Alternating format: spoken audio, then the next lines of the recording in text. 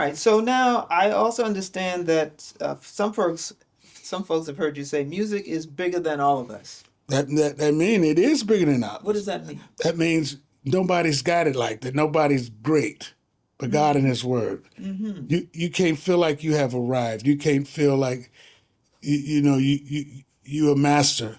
I mean, all that word is quite used very commonly, but music is bigger than us all. I mean, it's so much it's so much to learn. I mean, I don't know anything when it comes to musicality. I'm just still a student myself. Even Even to now, in this all day. these years, I've been playing 51 years professionally, and I'm still a student. Hey, this is Renee Myatt. Welcome to another episode of Myatt Jazz. Today I'm excited to be talking with the legendary genius, Johnny O'Neill. Johnny O'Neill's performances, and I've seen many of them, are an incredible treat. And what he does is when he performs, it's just not performing, it's just not playing and singing, but there's humor and wit and improvisation. And so today I want you to hear what I've been hearing for the past, I don't know how many years now, at least 20. Who Johnny O'Neill is, why he's so important, and why he is a genius. Well, hello, Renee. It's so good to be here with you. Thank you. Thank you for taking the Thanks for time to do having me. this. No, My no. pleasure. And equally mine, because I know you're still performing, obviously, because I tried to get you on the phone a couple of times and it went straight to voicemail, so I figured you had a kid. Probably, yeah. More than likely, I was playing usually. Yes, yes. Yes. So here's one thing I wanted to get into. It's a saying that I think you said, Okay. and it goes, if you're not on the scene, you're out of sight and out of mind. Yes, that's right. I did say that. Well, actually, it's not my original line. It was Art Blakey. The thing about New York, if you're not on the scene, you're out of mind and out of sight. Only New York. Only in New York. Yeah. And why Because is they didn't. I think because New York, for all the many years of New York's had so many greats come through. It's they didn't seen it and heard it all. So when you're gone, they're waiting on the next generation to come in. That's the way it is. Okay. Now, before we get into a period of time when you were out of sight Okay. from New York, let's just talk a little bit about your background. Okay. So you grew up where exactly? I grew up in Detroit, Michigan. But you weren't born in Detroit, were I was you? born and raised in Detroit. Okay. And when I graduated from high school, I moved to Birmingham, Alabama in 1973. That's where the family Birmingham, that's moved where my father on my father's side, my relatives are from Birmingham. Okay. So I moved to Birmingham, and that's actually where my profession as a pianist started. Previous to that, I was playing gospel in Detroit for many years. And I never really thought that I would ever play jazz, but at the same time, my dad, pretty much it was hereditary. My dad was a great singer and piano player, so I kind of got the DNA. I grew up hearing this music, and I didn't like jazz in the beginning. So when I started to play jazz, it was easy for me to adapt because it was just kind of engraved in my spirit, So was your dad playing jazz? My dad was pretty much, he was more like a blues and sung a lot of the great standard, the American songbook. And he played around He Detroit? played around Detroit, yes, from 1949 until 63 when he retired. He started having all us children, so he had to get a day job. He didn't make enough money to take care of us. Well, wait, how many children? There's 8 of us. Okay. Now, I'm fifth. You're the fifth in line. I'm the fifth in line. Okay. Any other musicians in the No family? other musicians in the family, no. Wow. Yeah. Now, was your mother a No, singer? my mother, she wasn't musically inclined, but she was a great mom. She was my best friend. Yeah. And the thing I loved about my mom the most, I was not a celebrity to her. I was her son. Okay. She still bossed me around. Remember when you met her on a cruise? Remember Yes, I did. I think I brought her on about 3 cruises. And I remember when I was little, she started saying, "Boy, I would sure love to go on a cruise one day." Her wish came true. She went on 3 of them. That is wonderful. Yeah. That's wonderful. So the family moves from Detroit, goes to Alabama? No. I moved from Detroit. My the family stayed there. Okay. Yeah. So what prompted you to move to Alabama, though? Well, my grandmother was there, and I loved my grandmother, so I just wanted to go be with my grandmother. I wanted to make change from my hometown. So I remember one day I was wandering through the downtown area, and this neon sign caught my attention. It was an Italian restaurant. So I said, let me just walk in. It so happened they had a piano. So I sat down and started playing, the club owner said, "How would you like to have a gig here?" Wow. My first week I was in, in Alabama, so he hired me, and I was playing solo piano. But at that time, I was, I really, excuse me, I wasn't playing a lot of jazz. I was playing, American songbook, but I didn't really have no jazz technique. I Okay. was playing a lot of top 40. And then in those days, it was still kind of the racist down there at that time. Okay. I got fired because too many blacks started coming in the restaurant. Well, how old were you then? I was 17. Oh, okay. Yeah, my first gig. And I tell you, at that time, the money was pretty good because I made like $100 a week. Okay. And in those days, you could do a lot with that money, I'm sure. That was my first professional gig, actually, as a pianist. But then I was able to remember a lot of the standards that I used to play growing up, listening to standards at home. So I had a great repertoire. I didn't know knew all those tunes until I started playing professionally. Now, did you study in school? No, I'm pretty much self-taught. Sometimes I get embarrassed to say I've only had 3 months of piano lessons in my life. Really? I give all the praise and to God that gave me my gift. That's why I'm so sharing with it. So no formal training? No formal training, about 3 months. Wow. And Art Blakey said it best. He said there was music before there was notes. How about that? So wait, can you read music? Not well, but I have perfect pitch. But I learned to read somewhat playing with the Messengers, Art Blakey and Jazz Messengers. That enabled me to get my reading, first being able to read chord symbols. Okay. See, I have perfect pitch. And so I listen first. If I want to learn something, I have to really just listen to it first and know the melody first and foremost before I can actually play the tune. Okay. So And my dad, I said I hadn't formal training, but I must give a lot of credit to my father because he used to literally make me come. I guess he thought he seen some potential in me playing gospel. So he used to literally make me sit down and listen to records. He would put all the great pianists on, Earl Garner, Oscar Peterson, Art Tatum, Hank Jones. And he used to always say, "Son, listen how those embellishments, how this pianist is playing behind the singer." And by my dad being a singer, he was always real adamant about the melody. It's like if it's a song that I like, my dad would say, "Well, okay, how you going to treat that melody? How you going to treat the melody? You're going to treat it with respect. Don't never variate from that melody. Learn that melody first and learn it right before you do any arrangement."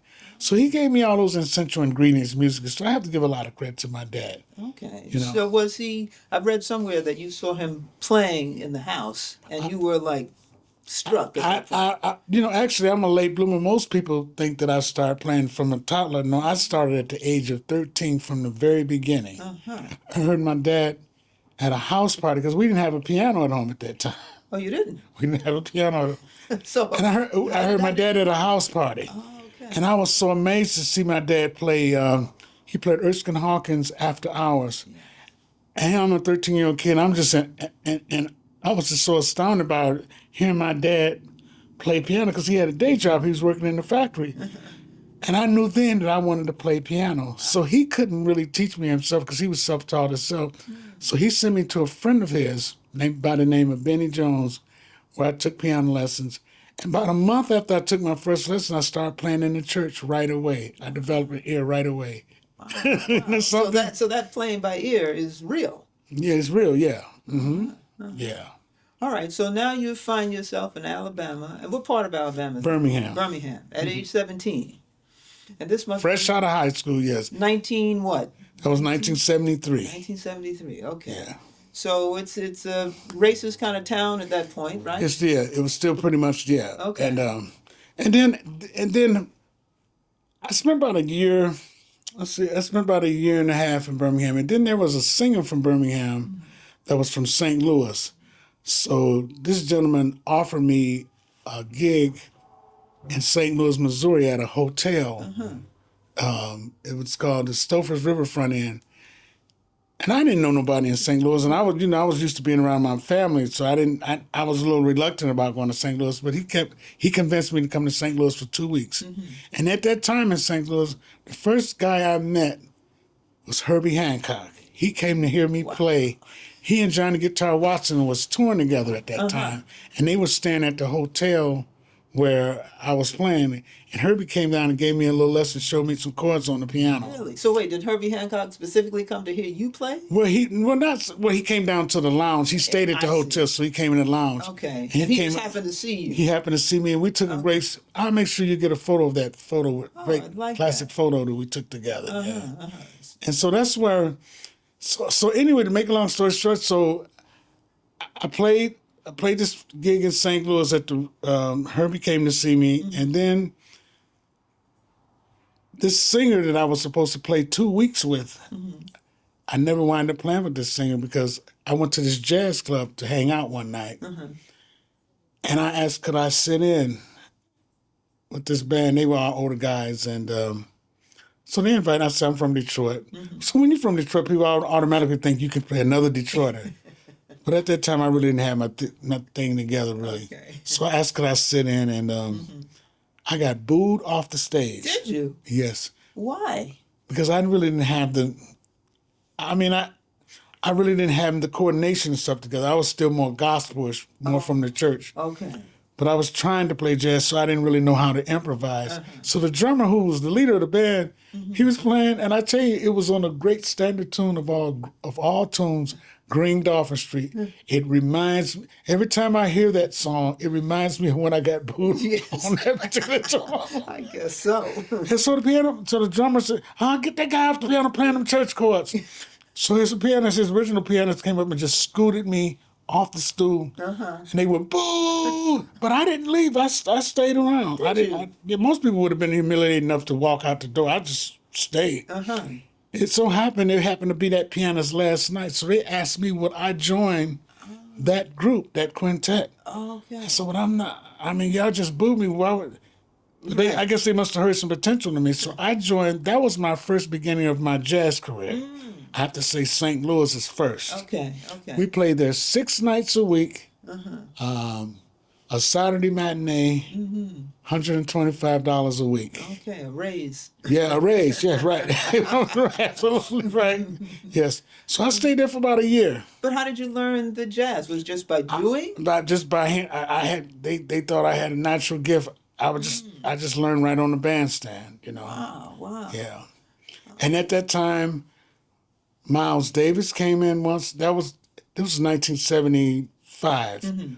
Miles is from St. Louis. Oh, yes. And he came in one night, and he sat in. Did he? On David Hines' trumpet. And we played If I Were a Bill. At that time, Britches Brew was kind of a big hit. And during that time, the 3 biggest jazz hits out at that time was George Benson, Masquerade is Over. Oh, sure. Grover Washington, Mr. Magic, and Britches Brew Jazz Wise. Those were the top albums in those days. Okay. Yeah. Mr. Magic was played so much. Well, that and that George Benson's Masquerade. Yes. It was played all day on the radio. Just, it was great, And so Miles comes in. He sits in, and then the customer ruined the whole groove. What do you mean? He yells out, play Round Midnight. I said, pay me, motherfucker. He walked off stage. Yeah. I met Clark Terry in St. Louis in those days. Okay. What's been more gratifying for me now, I must say, I'm very fortunate to have said I had the opportunity to come along during that time when those guys were in their prime. Like, I'm their age now. Okay, When I was with Blakey, you say, I'm 67 years old. No, I'm past 67. Just keep living. You know what I mean? Yes, I do. People don't get it until you actually experience it, Yeah. So St. Louis, and you stayed there for about a year. I stayed in St. Louis for about a year. Then I went back to my hometown, Detroit. And when I went back to Detroit playing jazz, people was like, oh, Johnny O'Neill is playing jazz. All the gospel players, I was always notable as gospel organist and pianist. Okay. So I come back playing jazz. Everybody was astounded. So I started playing in Detroit. And then some of the names would come into Baker's Keyboard Lounge, which is the oldest jazz club in the world. People don't know that. It opened in 1930. Wow. Is it still there? It's still there. It's no longer really. It's a jazz club. It's more like I don't want to use that word meat market, but it's more like a club now. It's a restaurant. Oh, I with see. food. Okay. I mean, I heard some of the best great jazz musicians. And my dad took me there to hear Charlie Mingus. Mm-hmm. He took me to hear Sonny Stitt. I never imagined later on that I would be playing with those guys. And then I started being a house band. Mm-hmm. And I played there with Kenny Burrell, Sonny Stitt, Johnny Hartman. Every time guys would come to town, they would ask for me to accompany them, to play for them. So, so that's where so Detroit was really, Detroit was one of the most influential cities in the world because a lot of people don't know the backstory. A lot of your great jazz musicians from yesteryear, most of their wives was from Detroit. People don't realize Really? that. Most of them, Most of the wives? most of the wives that they were married to were from Detroit. Is that Majority of them, yes. What does that say Isn't about that so- Detroit? I don't know. They would come there and learn how to, as they would say, they would come there and learn how to swing and get that Motown, get that groove, that snap, crackle, and pop beat. Okay. You know what I mean? Yeah. Right. So, because Motown was happening at that time too. But I come at a time, I really missed to tell them, I really didn't get to know a lot of those Motown players except for one guy, which he played on a lot of those records, a drummer by the name of Robert Pistol Allen, which he played on all those recordings in Motown. And one thing I've said to a lot of drummers of this generation, when it comes to the shuffle beat, see, those guys from Motown, they played the shuffle on the cymbal. Most guys played it in the left hand. Now, what is this? The shuffle? That kind of backbeat. Okay. But they would play it on the ride cymbal. And most of those guys were jazz musicians that played on all those Motown records. Is that right? Made no money, maybe $20 for a record date. All those classic records. Isn't that something? That is something. And that's why I think a lot of the R&B guys cannot capture that kind of sound because they didn't know any better on those Motown records. They wasn't called a R&B. They was jazz musicians doing a record date on Motown label. Okay. Isn't that amazing? That is amazing. Yeah. Wow. So nobody talked about that then, I guess. Nobody talked about it back then, no. Okay. All right.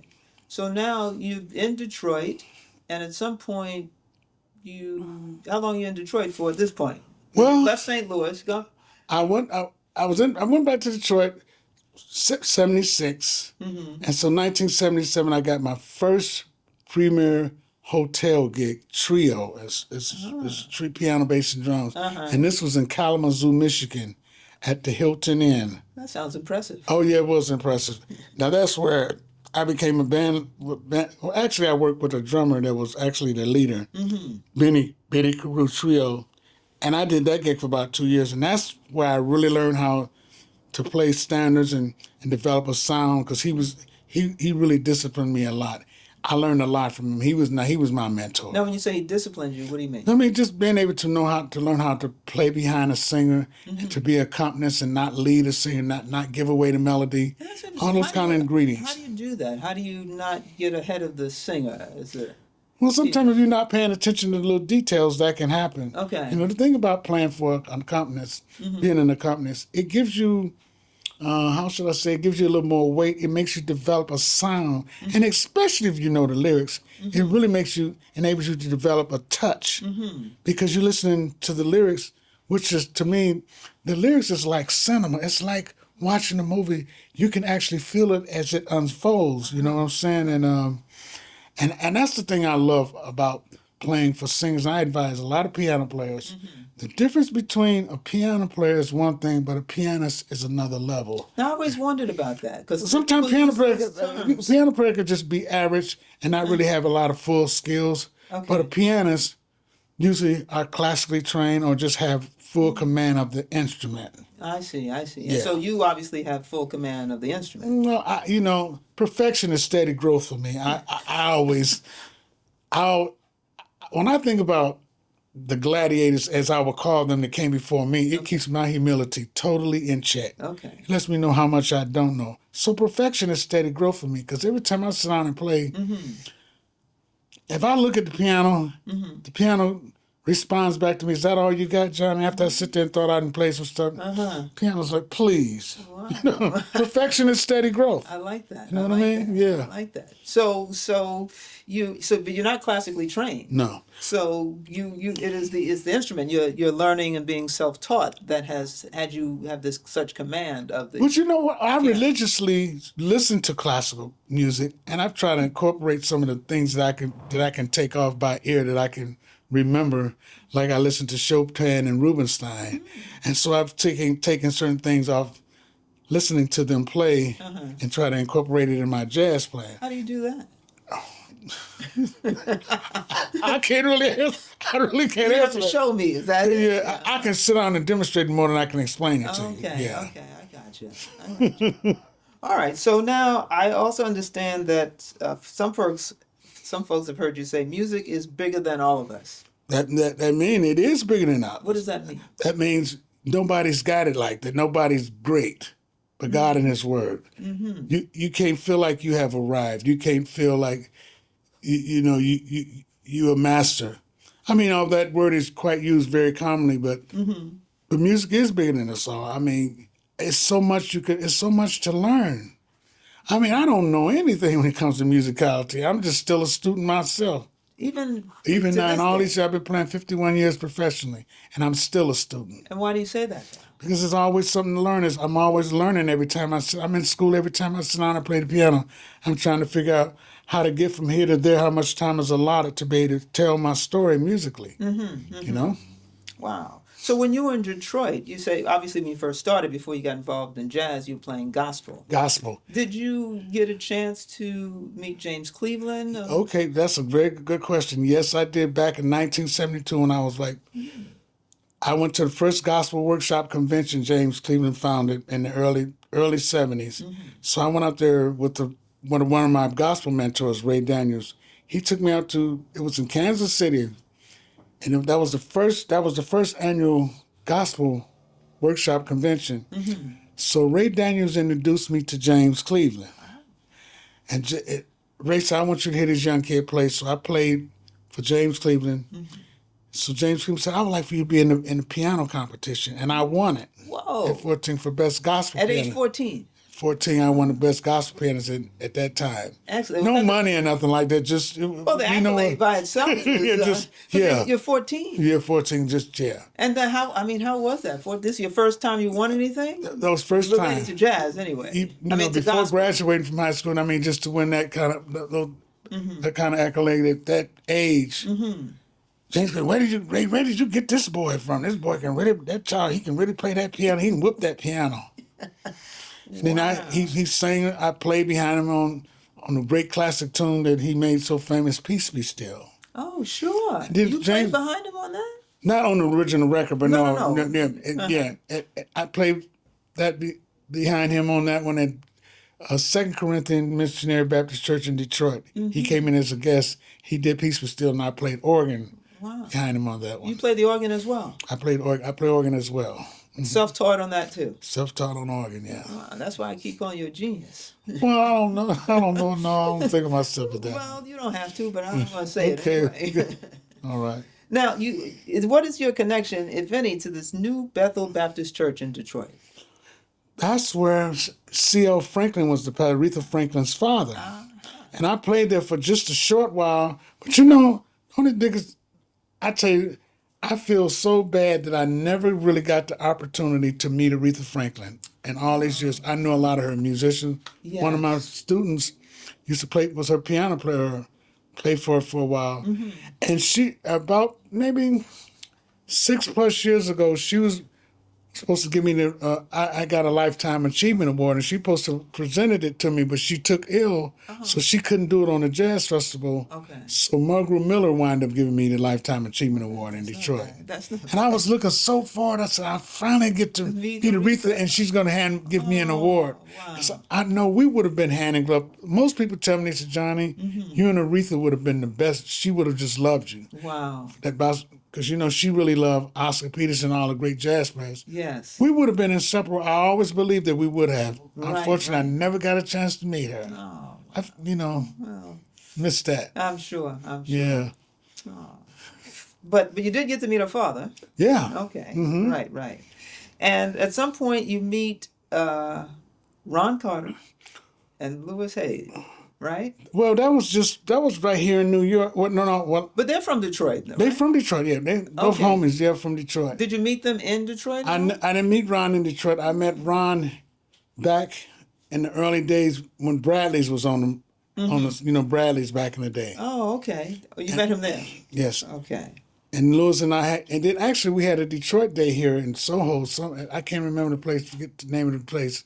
When me, Ron Carter, and Louis Hayes played a trio set, which was really nice. And actually that was my first time literally playing with Ron Carter. Really? In all these years? In all these years, we only played like 2 or 3 tunes.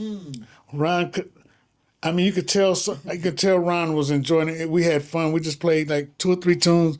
Ron was playing so great, and I could tell I really inspired me because we had brought that Detroit kind of feel. Okay, you know, wow. his coattail was flapping, and he's always have said to me, he said, "Johnny, you want me to come play with you sometime? Just give me a call. I'll do it." I just haven't called him yet, but he always made himself available. He said he would make himself available to play with me, and I feel good about that. That's nice. I mean, it's just that simple. Yeah, He likes the relationship. But Louis Hayes and I played together quite a few times in Europe. He also did the tribute Art Blakey Band tour with Louis Hayes. Yeah. Okay.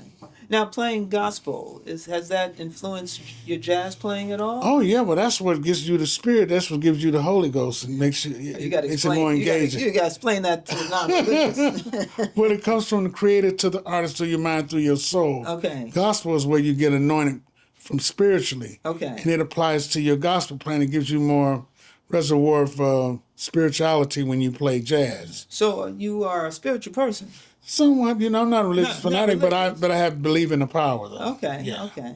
All right. I gotcha. Now you told us you played the organ. So when did you start playing the organ? Well, and I started playing the organ during my gospel years of playing. And that's and something that's really important that I've shared with a lot of musicians. When I come up playing in gospel in church, at that time they didn't have a lot of instrumentation. They didn't use a lot of guitars and saxophones and guitars.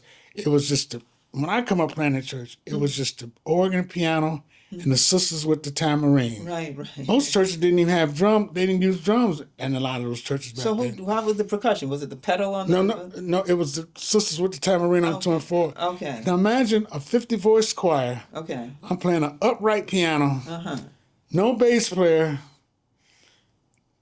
but the sisters at the time, I'm going with you everywhere you go. So that's where I learned how to play time. So people ask me all the time, Johnny, how did you develop such a strong left hand playing gospel? Because I had to be the whole full orchestra. I didn't have a bass player.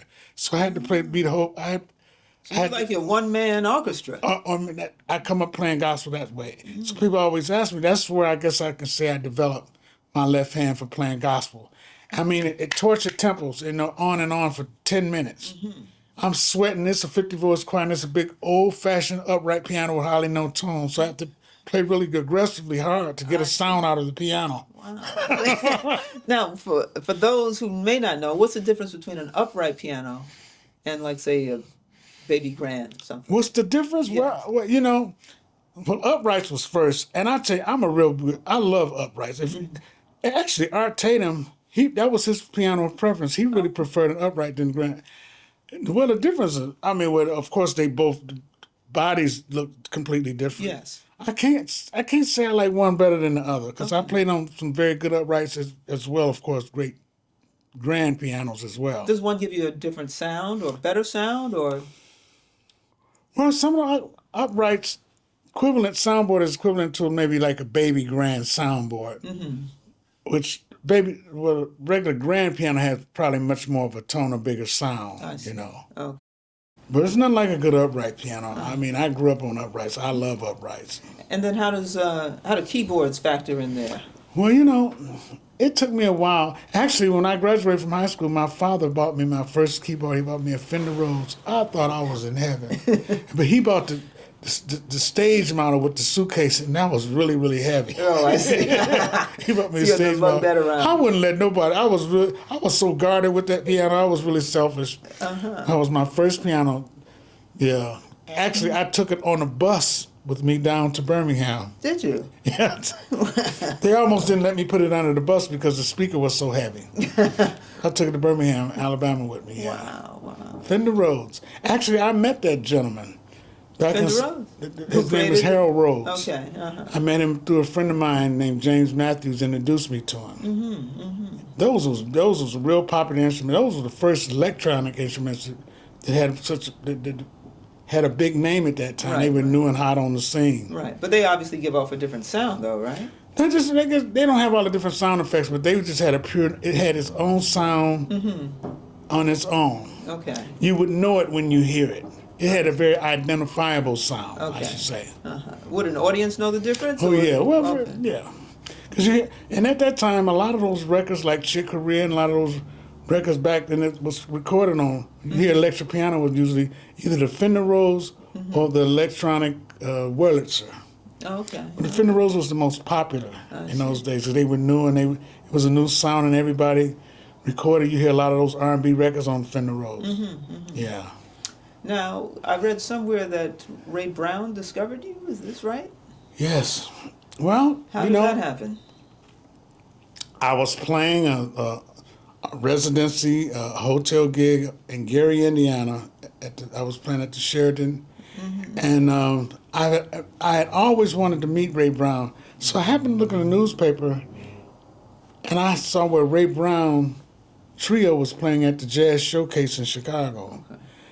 Now this is 1977, and he was there on a Sunday night, so I was off. So I was in Gary, Indiana. I said, I'm gonna drive to Chicago. I want to go introduce myself to Ray Brown. That's pretty bold, right? It was pretty cold, yes. It was about a 45-minute drive from Gary, Indiana to Chicago. So I went down to the Jazz Showcase. I walk up to Ray. At the time, I said, Mr. Brown, my name is Johnny New. I'm a pianist from Detroit. I can't believe that I had the nerve to ask him, could I sit in with him? Now, that's a bold move. He looked at me like, he gave me this kind of like, kind of baffled kind of look like, no, you did. I couldn't believe, because I was so inspired because I had been listening to him and the Oscar Peterson Trio for so long. So I felt confident enough that I feel I could go up and play with him. So what happened, I stayed and listened to his group. Okay. So they heard the last set, they packed up and everything. I was still sitting there in the club. So after he packed up his bass, they all went in the dressing room. I took the initiative to go up and start playing the piano after hours. Ray peeped out of the dressing room. And he looked around, he saw it was me playing. He came out of the dressing room, came back on stage, unpacked his bass, and started playing with me. What? He said, oh, I see we got a new young Oscar Peterson on the scene today. Wow. How would you like to do a record? That's how my first record came about. Wow. I never dreamed of doing my own record, especially with someone like him recording on my first record. Of course. He said, how would you like to do a record? I didn't think I was prepared enough or ready for a record. But that's how my first record day came to fruition. And what record was that one? It's coming out. Coming out. Wow. It just happened just like that. Just like the night I met Ray Brown, I went in the studio. He set the record date up the following week. They flew me from Detroit to San Francisco, which was I recorded on Concord Jazz label. And how old were you then? This was in 77, so I must have been 21. Wow. Yeah, 21. Well, obviously you had to be such a talent. He's comparing you to Oscar Peterson. Yeah, I was very influenced, which I'm still am very influenced by old people. But I like all the pianists for different reasons. But I love Oscar and Nat and Bud. I love all the pianists, though. Right, I know you do. Yeah. You're being very modest, because the fact of the matter, you drive from Gary, Indiana, to Chicago to introduce yourself. Not only to introduce yourself to Ray Brown, but say, "Listen, can I play?" I still to this day find that I still can't believe that I had that. That's more nerve than a toothache. I asked him, could I sit in with him and play? And then he said, and then after we did the record, initially, the first record date at that time, he had two prodigies from California that he was looking up for, Jeff Hamilton and John Clayton. Yes. So we did a record date, but it was never completed. Oh. And I wanted to do it over again. I wasn't really happy with it. Okay. So I said, Ray, I'd like to do it over again. So he said, I'll record with you. So he recorded it with me. He said, I'm going to put you with Milt Jackson for some exposure. Ooh, wow, wow. And I met Milton. That's how I got with Milton. Then I played with the Milt Jackson Ray Brown Quartet. And so what was it that goes through your mind when you know, everybody's packing up. Ron's packed up his bass, they're in the dressing room, and you get on, you come and you sit and you start playing at the piano. What prompts that? Where does that even come that from? eager to want to just chase notoriety or want to be heard, feel you want their acceptance more. You right there in their company right then, so you want to see how they perceive you. Okay. I guess that hunger, you know. That's what you had. I had the hunger. Yes. Do you still have that hunger? It's still there, yeah. It's still there. And so when I was so amazed that Ray Brown come out the dressing room after he really packed up. Right. He unpacked his bass. Yes, that's because he heard whatever I was playing at the time. He was so impressed. He had to be. Yeah, and so that's a great story. Actually, I love sharing that one. It's a wonderful story. Yeah. So, because you're a pianist and a vocalist, did you ever envision yourself like the new Nat King Cole? Well, no, I don't think there'll ever be another Nat King Cole. Okay. I conceptualize and maybe think like those guys. It'd be my own interpretation of, not trying to sound like them, but conceptually thinking like, you know. Nat, of course, Nat, it was a big influence on my piano playing as well because, you know, Ray Brown, I remember, told me a great story once. He said during the Philharmonic days, back in the days, all the great bands would play the festival, like the Jazz Cruiser starting at noon to midnight. Yes. All the great bands would play from Ella Fitzgerald's to the Count Basie's, the Texas Tenors, so on and so forth. They said Ray said Nat would come on last. It's just after the first tune, you could just see a big eraser come and erase everything previous to what had just happened because of the time feel and just the way Nat played and just with his time feel. Yes. He wiped everybody out. Wow, that's incredible. Yeah, that's incredible. I love Nat. I mean, well, Nat is, I mean, besides his singing, his piano, you know, people don't realize how articulate. I mean, he was just flawless. And the thing I love about Nat, he used to sit sideways and just wipe the piano. I've seen footage like that. Yeah, you know, just he's talking to the audience. Sitting sideways, and people not even really listening to all the stuff he's playing up under it. I'm like, whoa. Wow. Yeah. That is really something to watch. Yes. Now, can you do that? Yes. I do impressions of Nat. You do? Yeah, the voice. I just found joy. I'm as happy as a baby boy. Sometimes do impersonations. I'd like to. You know, actually, I love doing impersonations of the singer. Like, for an example, in some of my concerts, I would say, ladies and gentlemen, all the B's are bad. And people were trying to figure, what am I talking about? I said, you got Bud, Clifford Brown, Charlie Parker, Bud Powell. The list goes on. All the musicians that got the letter B in their name. I said, we have the mama and papa be in the audience tonight, ladies and gentlemen. Can you please put your hands together and let's welcome to the bandstand Billy Eckstine and Billie Holiday. And people would applaud like they really, really in the audience. And so I said, can you please welcome to the bandstand? So I would play an intro and I would do this tune. And I would do the voices. You change that sparkle in your eyes, just go, your smile is just a careless yarn. You breaking my heart. You change your kisses up, just one chorus, so blasé. The people go crazy. I'm sure. I think I did it on the cruise. You did it. Have I done it on the cruise? Yeah. Yes. You know. Then I love Louis Armstrong. I see trees and they breathe red roses too. I see them dreams of me and you know. Because I really just studied though. I really paid attention The thing about learning anything it's the smallest details is what makes the biggest differences. Yes. How you learn stuff, the little small details that you don't try not to overlook if you can help it. Yeah, so you're listening obviously to records and performances, and so then that's how you get the voices down as well? And listen to the tone and having a kind of a total recall of being able to remember what I just heard and try to emulate and capture the sound. Okay. Does that make sense? It does. Okay. It does, okay. absolutely. So does being a vocalist, how does that impact your piano playing? Oh, well, I tell you. Let me tell you this short story. Sure. You know, of course, back in the days, I used to be very shy about singing, but I always knew lyrics to songs. And I remember once I was playing a gig out in Wichita, Kansas, a hotel lobby piano, solo piano. Joe Williams was staying at the hotel. He did the festival. So he came in and he heard me play piano. He heard me sing a tune, one tune in the set. Joe Williams came up to me right after. He said, "Johnny, what are you doing, brother?" I said, "What do you mean?" He said, "Let me tell you something, young man." Quote, he said, "If a jazz musician could sing, he or she, they would do it because you can do so much more technically with your voice." He said, "You are a natural singer. Make that a part of who you are. Make that part of your act." He said, "Man, you can really sing and you can shout the blues." Joe Williams told me Wow. that. And I went on that. I took it, you know. You took his advice. I took his advice, and it has worked for me. Yes. You know? I mean, just listening to you in a show, I mean, and folks really, they must go see you.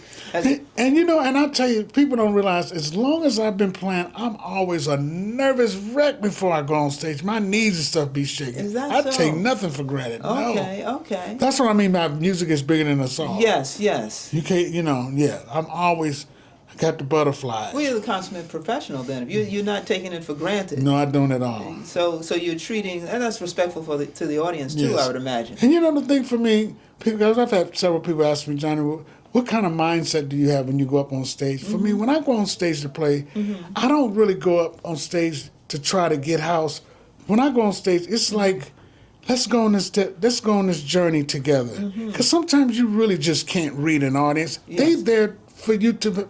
They want you to stir up their emotions where they can feel some things. Yes. That's what it's all about. It's show business.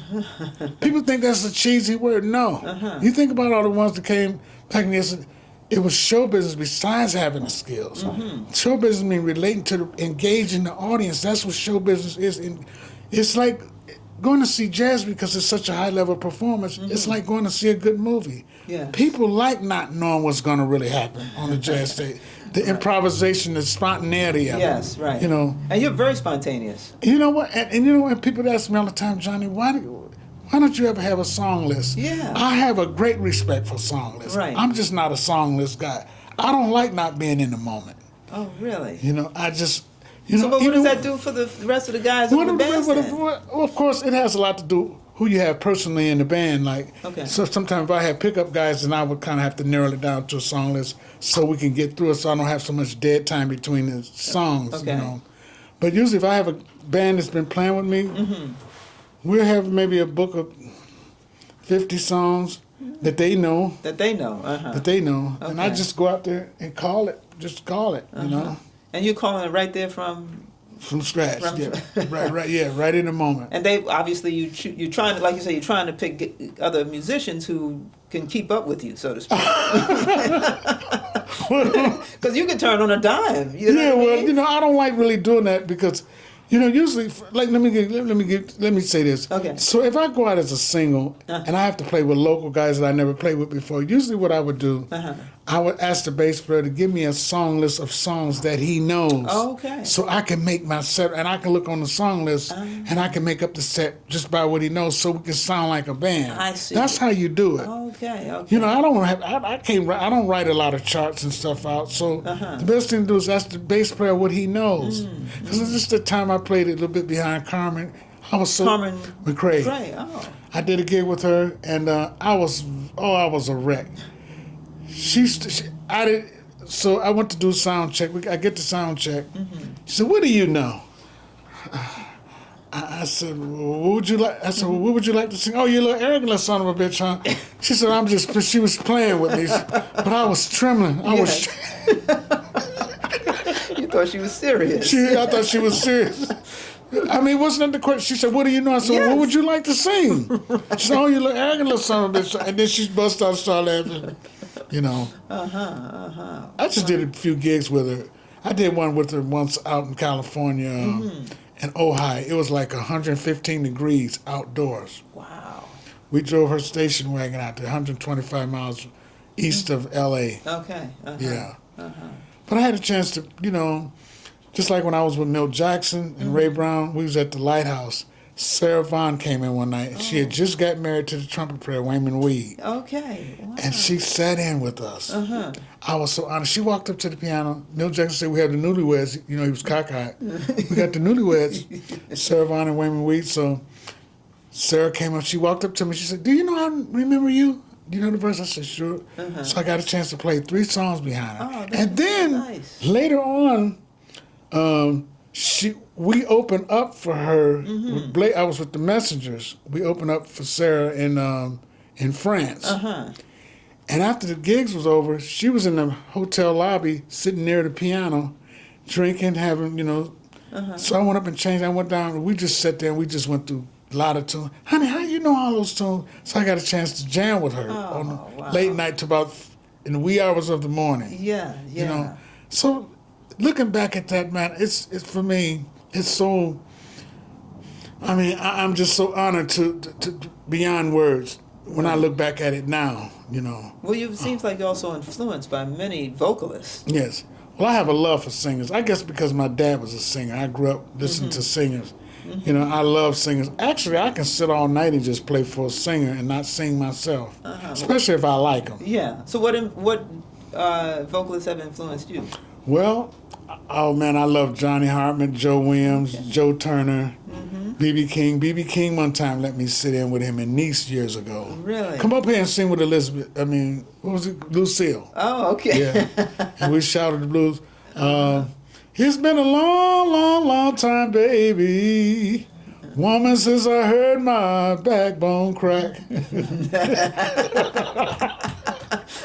You don't know what love is until you learn the meaning of the blues. That's what neutralizes your soul. It gives you that certain kind of validity to be a storyteller, you see. Now you learned this on your own. Learning from my dad, from that DNA generic kind of thing from my father. I see. And my mom used to tell me all the time, boy, you know you can play the piano well, but you don't sing like your pappy. Oh. My dad was a great singer. Was he? He had a group called Johnny O'Neill and the Versatones. Wow. 1949. That's when he met my mom. Look at that.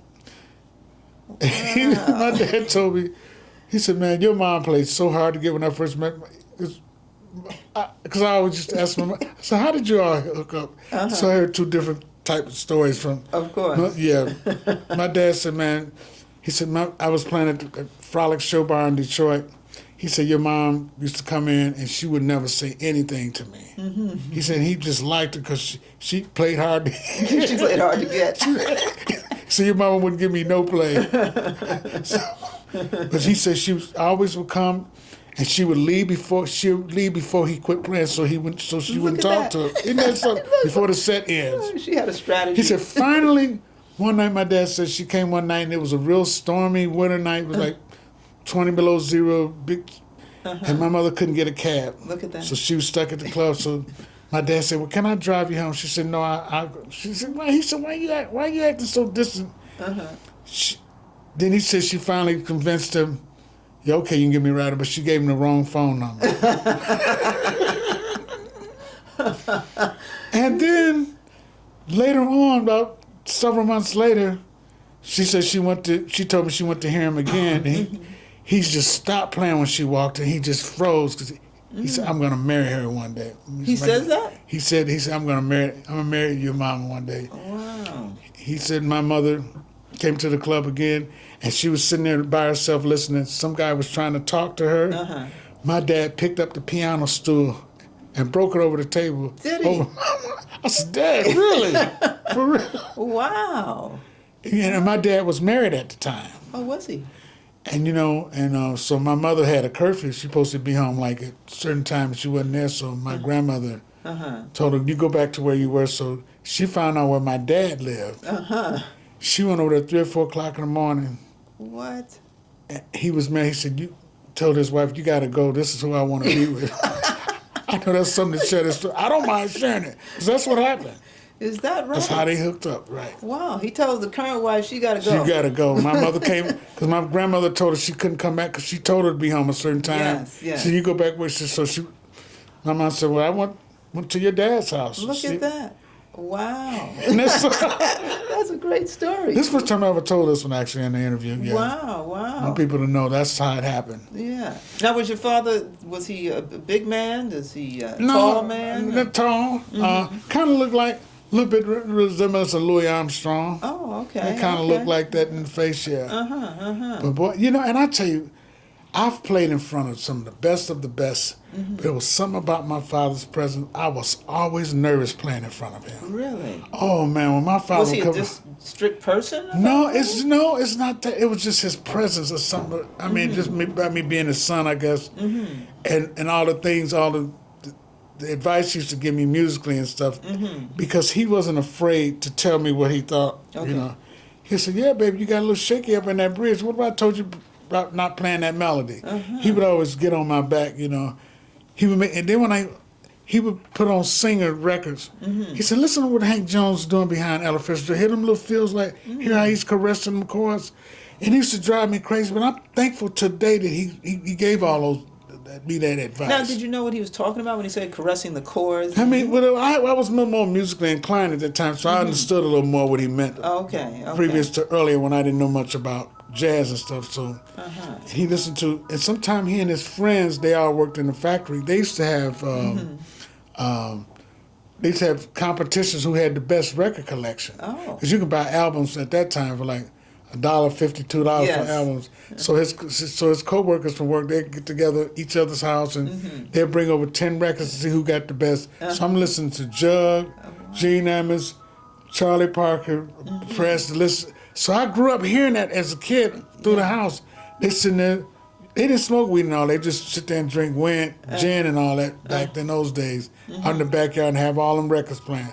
So I grew up hearing that. So it was kind of engraved in my spirit once I really started playing, but I just had to put it together. I needed a unit to where I can, and Kenny Gooch in St. Louis quartet, it kind of helped me put a lot of that together. Okay. Yeah. Wow.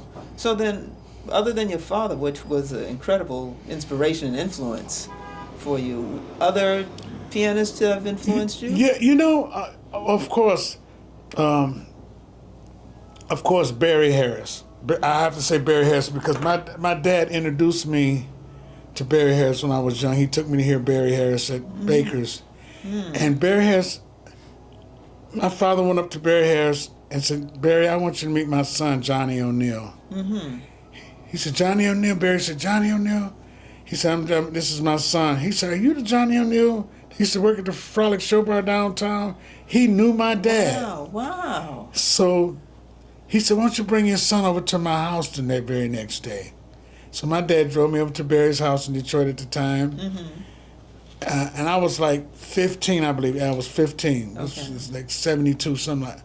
So Barry would always tell a story when I would go around.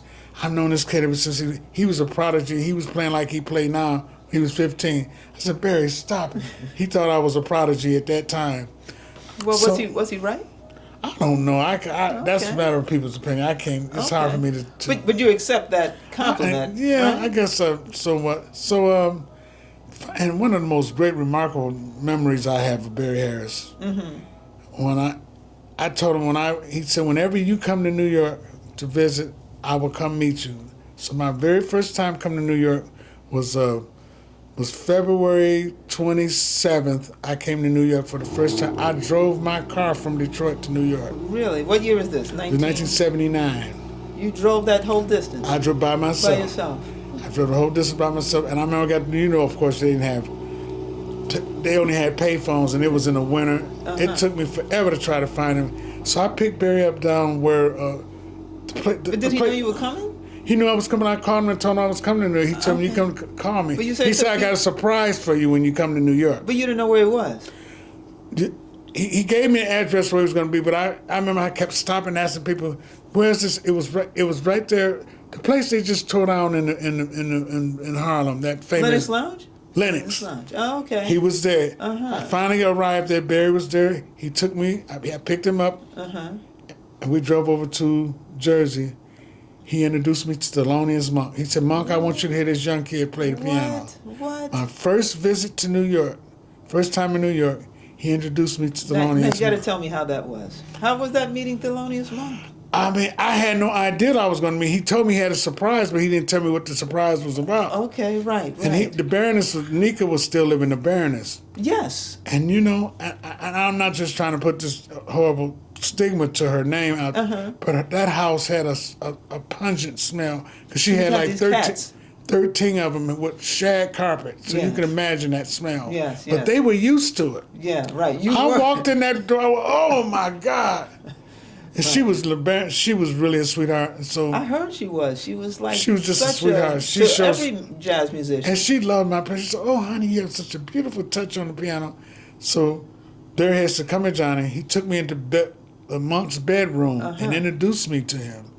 Monk, and we also share the same birthday, October 10th. Really? So Monk came out of the bedroom, and Barry had said, "Johnny, I want you to play something for Monk. Play some Art Tatum stuff." I said, "You know, Barry, I can't play like Tatum." I loved Art Tatum, the best of my ability at the time. I was saying, and Monk said, "Yeah, baby, yeah, baby. You got some nice cars. Some cars are superimposed. I love your cars." He would do his hands like this. Yeah. And he sat on and played for me. And I sat right next to him on the piano. And it was amazing. I was in amaze to see how, the reason why Monk had the sound that he got out of the piano, because he really didn't curl his fingers. He played more flat finger. So when he would play his runs, that's why they sounded the way they did it. He just had this unbelievable kind of technique that he played with. So wait, most piano players play with their hands curled? Yeah, most, but he didn't have much curl. He played more flat finger. If you watch videos of him, you know, he played like this. He played on top of the key. He didn't curl, and that's how he got the sound. And I sat there and I was listening to him, I'm like, wow. You know, he said, "Baby, you keep up the good work. He said, "You keep up the good work. You got a nice touch, baby. Yeah, I love you. I'll never quit quote cars. You got nice cars, baby." Now, people talk about your $1 million touch when you play piano. Mulgrew said that was one of Mulgrew's quotes. Yeah, Mulgrew said that about me. Yeah. So what is it about the touch that's so it's like important? It's like making love. It's like just how you touch your partner or whatever it is. Okay. Just make you feel all the emotions in your fingers as you press the keys down. You feel all the evenness and just the how should I say? You feel all the goosebumps. Okay. That's what touch is all. You know, caress and making love to the instrument.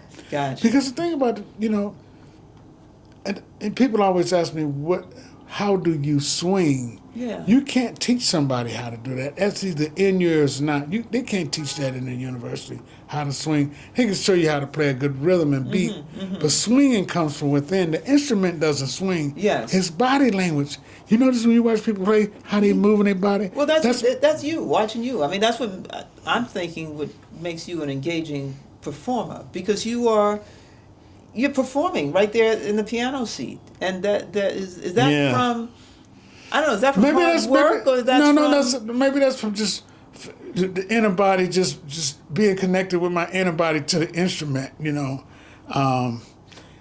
Like Duke Ellington said, it don't mean a thing if you can't patch your foot to it if you don't get that swing. And what swing is body language behind your instrument. It's all your body movement. Because sometimes you can see people sit there stiff as a board, but you don't hear no punch and no snap, crackle, and pop beat. Yes, right. You know what I mean? Right.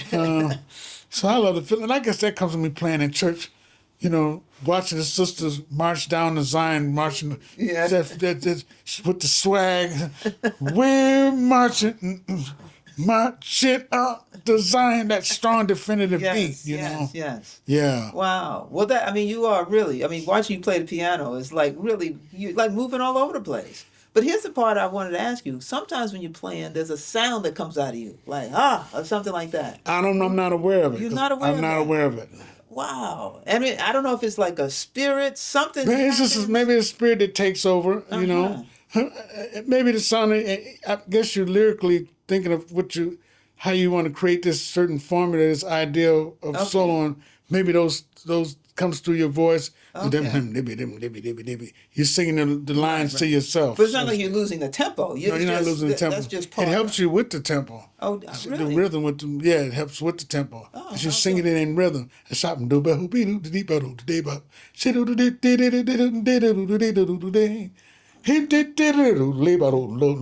You feel my time? Yes. Like Dizzy Gillespie had that hopscotch type of way. Hoppa hoopy heepa hoopa hoopy. You know what I mean? Yeah. Wow. Now, you got inducted in 1998 in the Alabama Jazz Hall Jazz of Hall Fame. of Fame. Tell me about that. Okay, well, you know what? Actually, I had no idea that I was being inducted. None. I had no idea. There was a very dear friend of mine, bless her soul now, her singer by the name, her name was Countess Felder. Okay. She was a local singer in Alabama. It's kind of like Dinah Washington. Because some of you, I'm going to tell you, before I continue that story, you know, you have a lot of unsung heroes that's under the radar. Okay. I've met some of the best people that she was one of them, should have had a name for herself. But anyway, she made me believe that I was playing a gig for her. So she went and had a tailor-made tuxedo print. I said, why would she want to dress me up in a tuxedo and all this just for this gig? I'm thinking I'm playing this big gig with her. Right. So we get to the auditorium, to the Alabama Theater. He giving out awards. I said, when are we going to go up and play? I'm thinking I'm playing for her. They said, well, this Alabama Jazz Hall of Fame goes to pianist Johnny O'Neill. You see people on the award show. Yes. I was like, oh my God. I was I said, oh my God. Wow. But I was like, pow! I had on this royal blue tuxedo with the cummerbund and all that. Yes, yes. And they said, Mr. O'Neill, can you do the honor to play something for us? And at that time, I sung "Here's to Life." Okay. Yes. Too Close for Comfort, I think. I did and they gave me this big Alabama Jazz Hall of Fame award. And they gave me this big leather Jazz Hall of Fame leather coat. They gave me on the back of the Alabama Jazz Hall of Fame. Wow. It was really nice. And they put my picture right in the museum, right next to Nat King Cole. Is that right? In the museum. I was like, wow. I had no idea I was being inducted. How thrilling is that? It's still, yeah. When was that, 98? 1998. Wow. That's almost 40 years ago? Almost 40 years ago. Wow. Yeah. As time passes, you look back, I said, wow. You know, and Art Blakey used to always say all the time, I mean, when I was like in my 20s, he used to always say, well, you know, I'm hitting 70 years old, I'm 68. Now I'm 68 years old, doing the same thing he did. The future belongs to the youth. People always tend to ask me all the time, Johnny, why do you be having all these young kids play with you? Because they deserve the opportunity, like I had when I was young. It's good to give back. God anointed me with this gift, so I'm not guarded with my talent. I like sharing what I have. Now, I saw you in this May, at Mesro. Right. And when you perform, as excellent show. But at some point, you invite this young musician to take your seat at the piano. Yeah, I love showcasing guys. Because the thing about me, I'm not the type of pianist that feels threatened and stuff. I don't think I'm on those levels like that. I just... if somebody come on my bandstand and sound good, it makes me look good. I don't get intimidated. Is he going to come wipe me out? I don't think like that. Right. Well, maybe you're just I'm not saying that you are, but maybe you're just so confident about your talent. What's there to fear? Maybe, I don't know. It's hard for me to talk about myself that way, but yeah, but, there's been, ever since I've come back to New York, I've had several rhythm sections that come through my band. Usually, I could let them come in for like 2 years. Okay. I use this quote as Art Blakey would say when you come join them as, "This is not the post office. You're not here to stay." You know, like people get a postal job, Yes, they say it to retirement. 30 years. So every 2 years I would change. And I would go to certain jam sessions around the city. And that's how I recruited a lot of my rhythm sections. I go hear guys, that's why I call Smalls the jazz playground. Because you can go display your wares musically.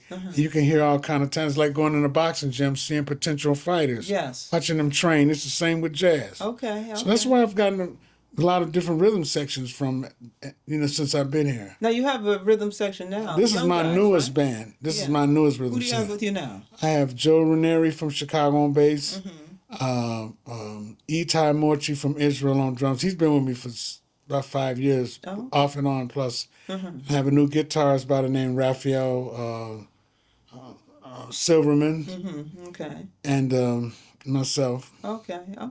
And these are And we these just guys, come back from Singapore. tell me about that trip. How'd you get Oh that? man, actually, it was a very long flight. When you think geographically, flying that far, flying out across the world, now you flying at maybe 500 or 600 miles an hour. When you put it into hours geographically over water at that speed, 600 miles an hour, you know how much water that is when you think of it in those terms? It's a lot of work. How much water that is. People don't think at that speed for that many hours. Yes. And how many hours was the flight? Well, it was 10 hours from here to Istanbul, and then another 10 hours from there to Singapore. Oh, wow. But I was in business class, of course. I was able to stretch out. Because when they requested me to come, I said, well, I would love to do it, but y'all have to do business class. I don't know. I've done coach many times. Okay. But I never flown that long. I said, you got to do business class. But I had real nice business where the seat laid out into a bed, so it was comfortable. Okay, got it. Yeah. But So my what- guys, they young, they can sit in coach. You know what I mean? They sure can. So what brought you over there? What was So, a lot of times in this business, a lot of it is word of mouth. okay. And I also like to say, in this generation now, back when I come up, they didn't have all the social media and stuff like they do now. You don't have to have a bunch. In my opinion, you don't have to have a lot of records. With the social media, with TikTok and Facebook and Instagram, all this publicity is what draws people. I go to Europe, I fill up a 2,000-seater theater on my own accord. And the reason for that is because people can read your history. Okay. I was with Milt Jackson, I was the Blakeys. So that's going to draw. Yes. I See, Al, it was about having records out. And no, back in the day, you have to have a hit record out. That's right. But today, it's not as essential as important with the public media now. Right. With So all you- these different services of Twitter, Twitter, whatever, all those, yeah. so on. Yeah. So wait, so you're not with a record label?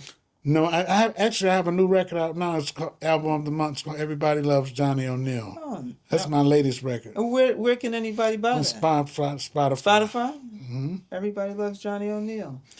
And that's not my name, but I mean the producer is on a Canadian label. Oh. And the guy, that record was in the can for several years, and he said, Johnny, I got a great record that you recorded, a concert I did in Canada. What's the one above Seattle? Lord, I had one of my brain freezes right, one of my senior moments. That's okay. Vancouver. Okay. Yeah, Vancouver. I recorded it about 6 years ago at a little theater there. And the record is pretty good. I never really listened to my records because someone played a trick on me, actually. And they put a record, I said, Johnny, they gave me a blindfold test. And I'm listening. I said, no, that's, no. I kept saying, I said, Johnny, who is this playing? And I'm listening. I said, that sounds like, no, that's not Gene Harris. Then I said, no, that's not Tommy Flanagan. I heard all different styles on that particular tune. Yeah. And I couldn't figure it out. They said, that's you.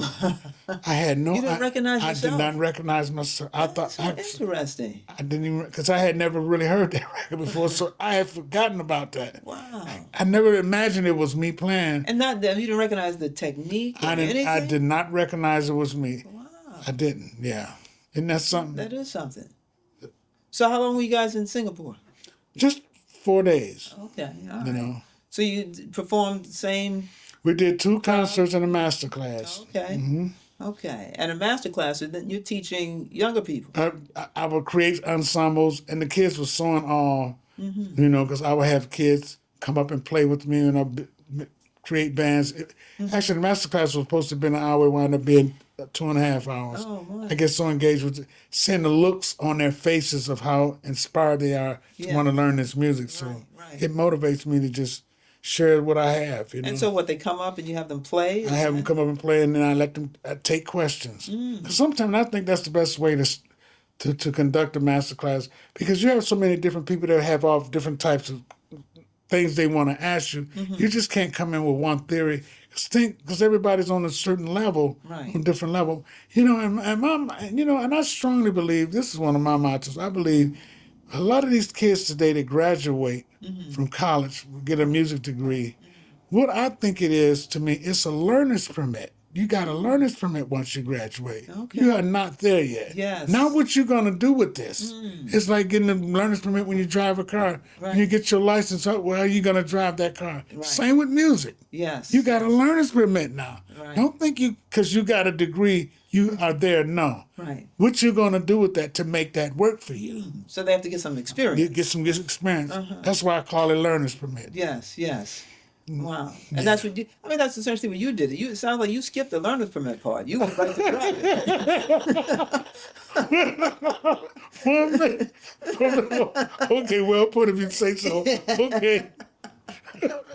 But it sounds like it's the same thing with lawyers. Lawyers go when they get their license, Yes. but they still need practical experience. They Practical, still same need with me, courtroom yeah. experience. They need to deal So that with makes sense clients. to you, does it? It That's makes what it perfect is. sense. Yeah. Absolutely.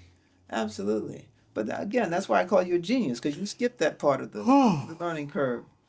But let's talk about Mulgrew Miller. You mentioned him earlier, Okay. and he gave you such a wonderful compliment. This is many years ago. Yeah. He called you the most naturally gifted musicians of his generation, other than Kenny Garrett, he said. And he said for these reasons, he gave 3: touch, swing, ballad interpretation. And then he added, your programming choices from Wayne Shorter to Whitney Houston, as well as your individual arrangements. Was he right? Yeah, I guess there's a certain amount of merit to that, what he said. But, actually my first meeting of Mulgrew, Mulgrew and I met when we were both like 18, before we both ever came to New York. I met him down in Memphis, Tennessee. I was playing a little hotel gig. No, I was playing on number 1 Bill Street in Memphis. Young, like 19.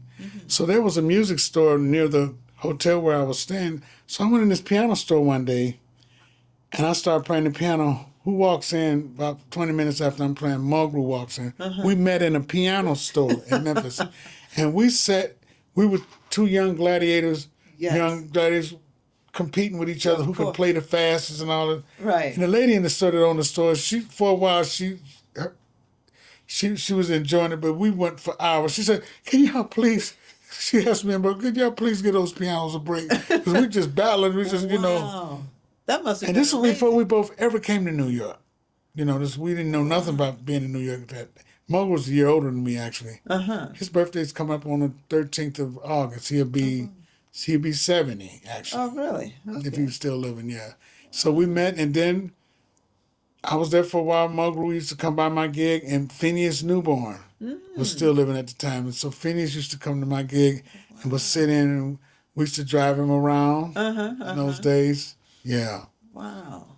So my life has been, I look back at it, and sometimes I have to write down sometimes some of, my memoirs, because sometimes you just tend to forget, let somebody say something that will remind you. Sure. Because it sounds like, as you're talking, and we've only gone maybe halfway through, we haven't really gotten to the rest of your life, but it sounds so far like it's a full life. Yeah. And so it's interesting, if someone were to look at your Wikipedia page, you go and Google people's Right. names, which I did, and then it says, it describes you as neo-bop jazz pianist. What is that? You know what? And That's do you a big agree- question. and do you I don't agree really with that? I don't really know what that term neo. I don't really know what that really means. Yeah. Possibly it could mean that I have the bebop and the modern have the bebop and the traditional swing combined together. I I guess see. that's the way I interpret it. Yeah, because it was just thrown out there, and I Yeah, find it most of the time that I let people tell their own stories right. rather than somebody Yeah, tell theirs. and that's where it's better, because right now I'm in the process of doing a book, which my book is going to be called. Believe it or not, I shouldn't give away so early. It's going to be called "Fried Chicken with a Will to Swing." Now wait, how did you come up with that title? Fried chicken with a will No, to well, swing. that's the kind of throwback to the Detroit days, or the Ah, the Sunday evening church dinner, fried oh, chicken oh, after. That's okay, the context of it to set the story up, got it, starting got it. from my church roots. Okay, so have you started writing? Is that? No, well, I got a lot of my memoirs pretty much together, Oh, Barnes and it's Noble's written. gonna do my book. Oh, it's written already. No, what is it? No, not totally, but Oh, they want to have it printed when I turn 70. they want to wait till you're 70? No, that'd be next year, Oh, because you're 60. I thought you're 68. 68. Next year. 20 when I'll be 70 and 26. When's your birthday? Your birthday's in October March. 10th, October 10th, 1956. right?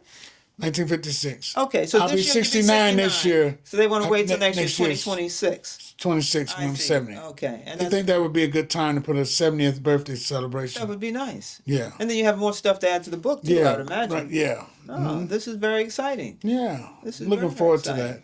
that Is this your first book? first one. I never imagined that I would even have a book on my own. Anyway, I never thought. People tell me people telling me for years, Johnny, you should write a book. Because I was fortunate enough to come along, and I have great stories that I've lived and seen, head on. Yeah, yeah. You know, And whose idea was it to write this book? well, like I've always said, it's always about who you meet personally Okay. in passing. Nice. It's a lot of it is word of mouth. So you just So no, so what happened? There was this lawyer here, a great attorney here in New York. I used to play his private parties, from his private parties. So his son-in-law works for Barnes and Nobles. Oh, okay. So he was just sharing with his father-in-law that Barnes and Nobles talking about now doing jazz legacy books. Now they wanted to come up with a new idea. Oh. He said get Johnny O'Neill. Somebody need to tell this story. That's how that came to be. Wow. And they called me up. And I used to, like I said, I used to play private parties for him. And his son-in-law worked for Barnes and Noble. So the guy went online and read about him. He said, Johnny, from what I can read, you'll have a great book. All the stories is in it. Yes. It's stuff like you got a lot of quotes from different things. Okay. I never read that stuff, so I never know. I don't know what's written about me. No, as a matter of fact, the New York Times did a wonderful piece about you some years ago. Yeah, that's when that was the first year I lived here. Is that right? First year, Okay. yeah. Actually, I've been written up in New York Times about 3 times, 3 different articles. Oh, really? Long articles. Yeah. Very well And done. you had to pay for that. That would have cost. I mean, I had full stories. Oh, yeah, you could tell. Yeah. You could really tell. I forgot who the writer was of that one. Yeah. That was the first one.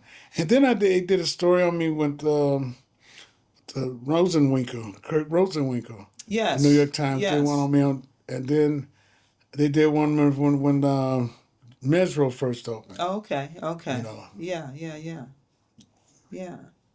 Now, you may know this anyway, but it seems that when you play, because I say you're very engaging when you're on the stage, but it seems that when you play, you have like this history of jazz music in your head. Yeah, I do. Of course, I'm thinking about all my influences. It's kind of just come through my mind, through my soul, through my hands, and I'm thinking of not trying to sound like them, but conceptually thinking like them, or in their spirit. Okay.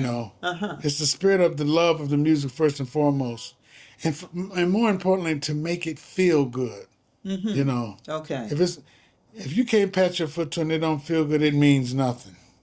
Right. Even sometimes I can be in a pensive mood when I go on stage. But as soon as the Spirit and the Holy Ghost takes over, then performing is all about vulnerability, not afraid to let your emotions show. Yeah. Because that's what people want to feel, your emotions. Yes, of course. They want to feel like you're a prophet, so to speak, not afraid to. Because hurt and pain is what really neutralizes your soul. I mean, just let it go. I can be silly. I got a sick sense of humor. I love to have fun, But when I'm on the bandstand, my expectations go up so high. Do they? Oh yes, I don't play. But it looks like you're having like an Yeah. out-of-body experience. But then, but kids, some of the young guys that play with me often, they say, Johnny, I can't see my expression. They said, we can always tell if we're a little bit out of line or something's not. They said, you got certain expressions. All you have to do is look at us and we'll know we got to correct something. I don't know. You know what I mean? You don't know what it looks like. No, I don't. They'll tell me, say, Johnny, you look a little crusty. You feel a little crusty. They know they have to correct something, Yes, right? right. Now tell me about this: imitators, innovators, and stimulators, and simulators. Simulators, well, innovators are the one that creates the music. Okay. I'm sorry, I'm just Imitators, imitators. innovators, Okay, yeah, no, and simulators. simulators mean you take all it comes from both of them. You put all that together. Simulators mean you copy, but then you still have your own originality at the same time. Okay. That's what that means. Mm-hmm. Innovators mean you created something new, something. It's like being a songwriter. Okay. Innovator. Yes. That's what that means. Okay. And then imitators are Just copy. just copy. And you know what? And speaking of copying, I don't think there's nothing wrong with copying as long as you're a good copyist. Be a good one, though. Okay. Because that's how you really learn, because no one is totally original.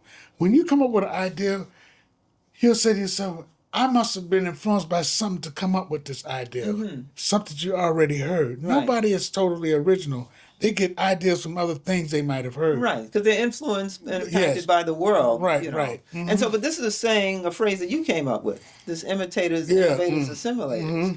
Why'd you come up with that? Well, that's just the way I just think like that. I think in patterns and sometimes, yeah. Wow. Were you using it in terms of describing something? Yeah. I haven't said that in a while, so thanks for reminding me of that. No problem at all. So now, let's talk about your meeting Oscar Peterson. Oh, okay. Wow. My first encounter with Oscar was actually was in this was in I opened for him in 1984 at Carnegie Hall. Oh, how'd you get that gig? I was known as a prodigy through George Wein, the Newport Jazz Festival. Okay. And I remember. Now, mind you, I'm opening act solo piano, so I had no lifeline, nothing, just by myself. Yes. I'll never forget that experience. Why? So, it was June 24th, 1984 is when that was. Okay.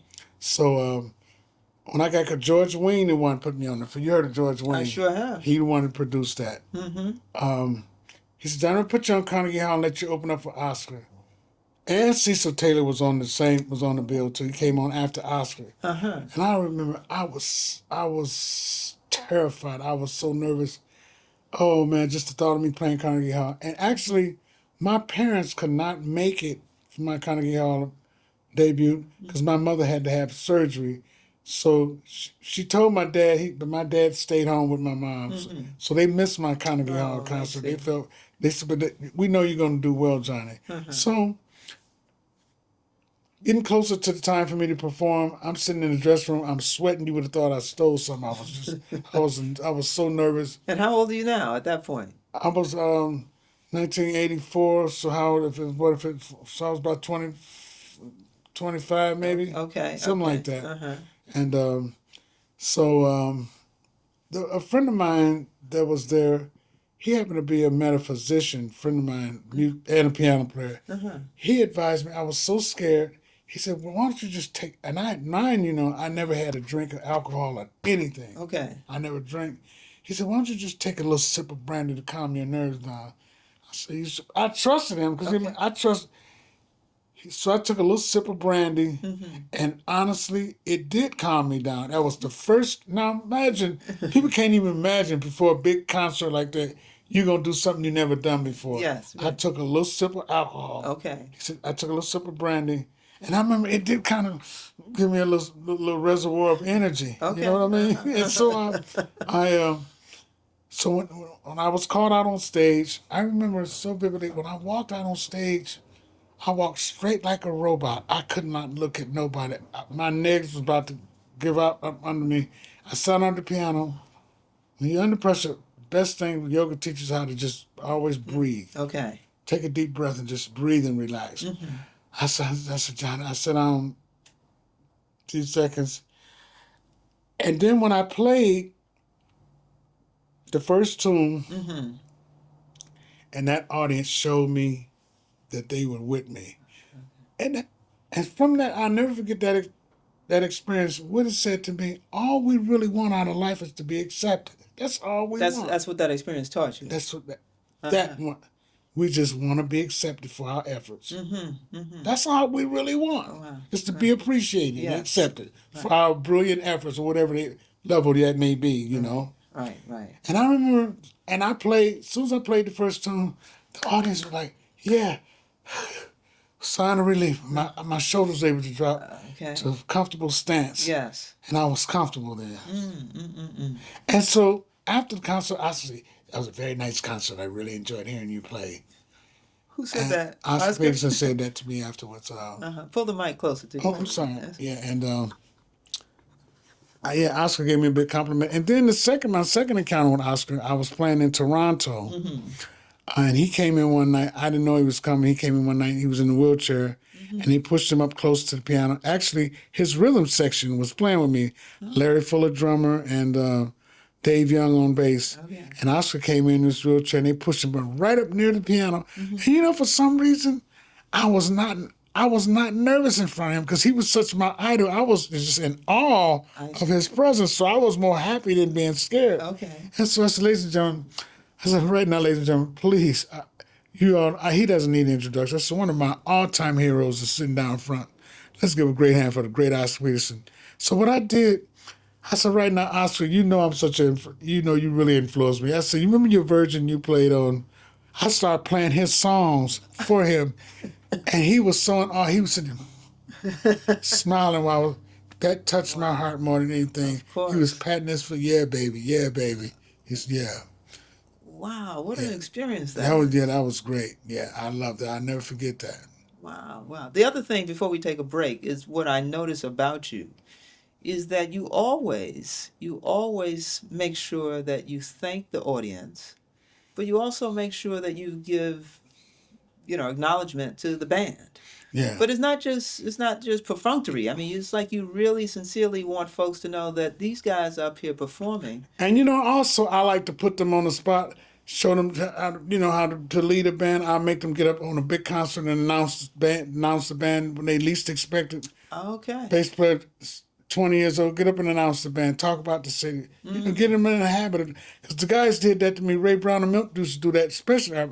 Get up there and announce the band on there. I'm just giving back what they gave me. I see.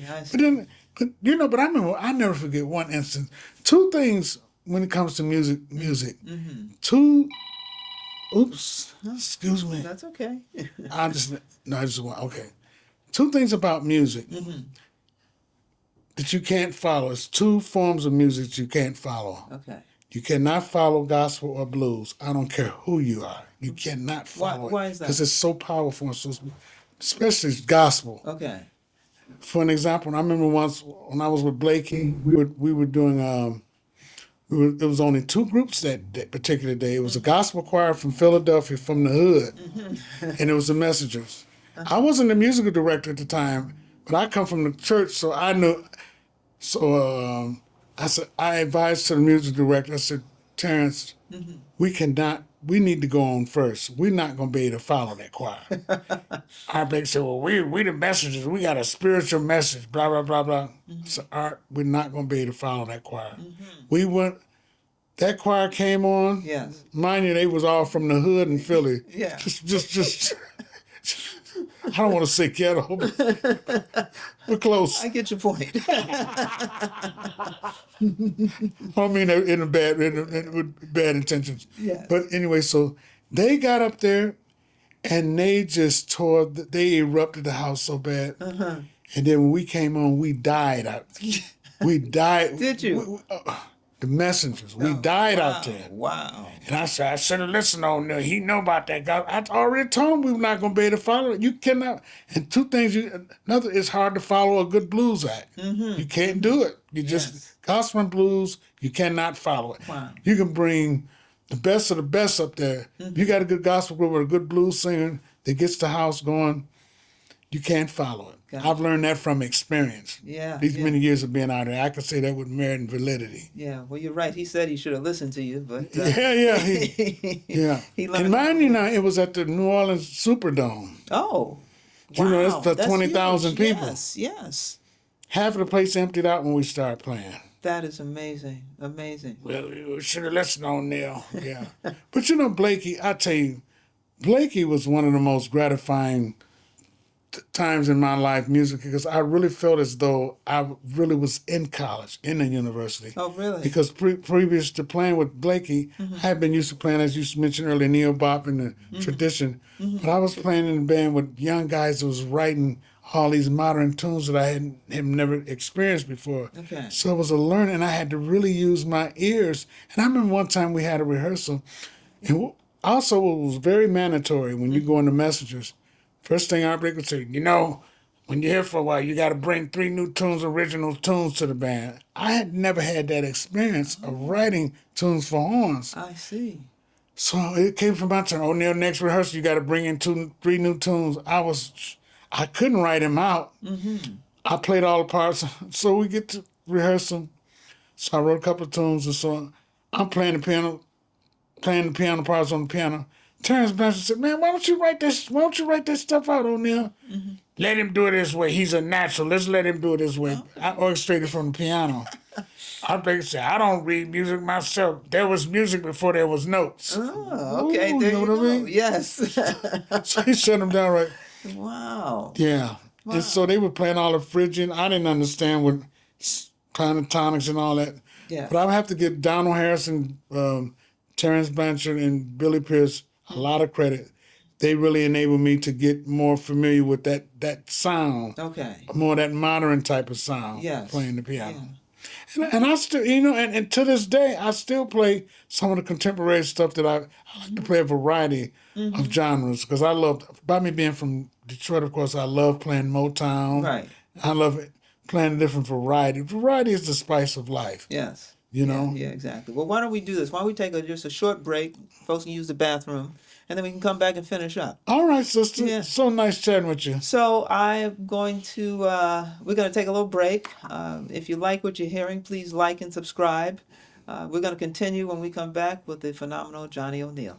Hey, welcome back to Maya Jazz and my guest, Johnny O'Neill. We're going to continue the interview, the conversation. By the way, I must say during the break, I can't thank Johnny enough for being here today. It's been wonderful. Well, it's indeed my pleasure as well, and thanks for having me here. You know what happens? You may remember this. We met many years ago on the Jazz Cruise, and you were like, if not one of the highlights, the highlight of the cruise. And what was interesting is that the last set of the evening, one could walk down the corridor, walk into any room, and there you would be playing. You just be playing by yourself. But what happens is, this person walking by, you want to perform for that person. That was your audience. Right. And it seems like you feed off of an audience. Is that so? Well, I really appreciate an audience that I can tell that really appreciate what I'm doing. I can really sense that. Okay. I can tell if they patronize or they being for real. And sometimes I feel the honesty and the vulnerability is there for them to really enjoy what I'm doing. It motivates me to make them feel good about themselves. Okay. And to play for them, giving like a personal one-on-one concert. Well, the other thing you would do on the cruise is during, people sit and have meals, breakfast, lunch, dinner, whatever it was. It seemed like you would go around from almost like table to table, inviting people to come to your show. And your shows were always packed. I mean, it was like standing room only. Yeah. And it was as if we knew you, like personally, because, Johnny invited me to his show because I'm here. Yeah, and also, I would always run out of CDs. I could never bring enough CDs on the cruise. Wow. And the last cruise I was on, I had a DVD out. They didn't sell as much as the CDs. DVD. It was something that DVD people don't. I guess don't watch DVDs. Maybe. I guess back then. Yeah. Now folks are watching, podcasts and that sort of Oh thing. yeah. It's a little Right. different. It's a little different. But now of course I want to get into your, I'm going to say your starring role in the movie Ray. Okay. Now, so I understand that Oscar Peterson recommended that you go out for this part. Yes. Well, Okay. how that came to be, I was down in Alabama visiting my kids, my relatives. So I get an early morning call, maybe about 9 o'clock in the morning, from Hollywood. Now, first of all, I was thinking someone is playing a prank on me. You know, this is just Mr. Johnny, and I said, yes. See, this is blah blah blah from Hollywood Pictures. They said you've been highly recommended to play in the Ray Charles story. I'm like, who? Like I was half asleep. I said, who is this? Stop playing, because we musicians can be pranksters Yes. at times. So I'm really thinking it was a prank. So I said, well, this Mr. I said, well, of course I was dumbfounded because I'm thinking, is this really legit or not? So I happened to look on my phone and I saw where it was California's area code. Okay. Uh-huh. I realized it said Hollywood Pictures. And I remember I sat straight up in the bed. I went, first of all, I had to catch my breath. Mm-hmm. I said, well, so what are you all asking me? Well, you was highly recommended by two pianists, Oscar Peterson and Oliver Jones from Montreal, to play an upcoming movie. Initially, it was called Unchain My Heart. Okay. They changed it to Ray. People don't know that. Not at all. He died during the filming of it. Yes. So that's when they changed it to Ray. Another movie company bought it. I think took it over. So I said, well, sure. I said, when can you come to New Orleans today? Now, mind you, they called me at 9 o'clock in the morning. They said, can you come do the screen test today? I said, well, sure. They said, we'll call you back in a couple hours. We'll get your flight ticket. So, which is a very short flight from Birmingham to New Orleans, 30-minute flight. Okay. So they took me in. I'm like, I'm just still in disbelief. Yeah. So they took me there. They took me to the movie studio. At that time, they took me in the dressing room. They cut my hair. I had long hair at the time. They cut my hair. You had long hair? Not long hair, but it was so nappy I had to take painkillers to comb it. Let me stop. that was left. But anyway, they took me in and they fitted me. They had a wardrobe of suits from that era from the 40s. Wardrobe from back in the day. So they put me in this midnight green suit to do the audition. They stuffed me full of plastic. So like a fat suit?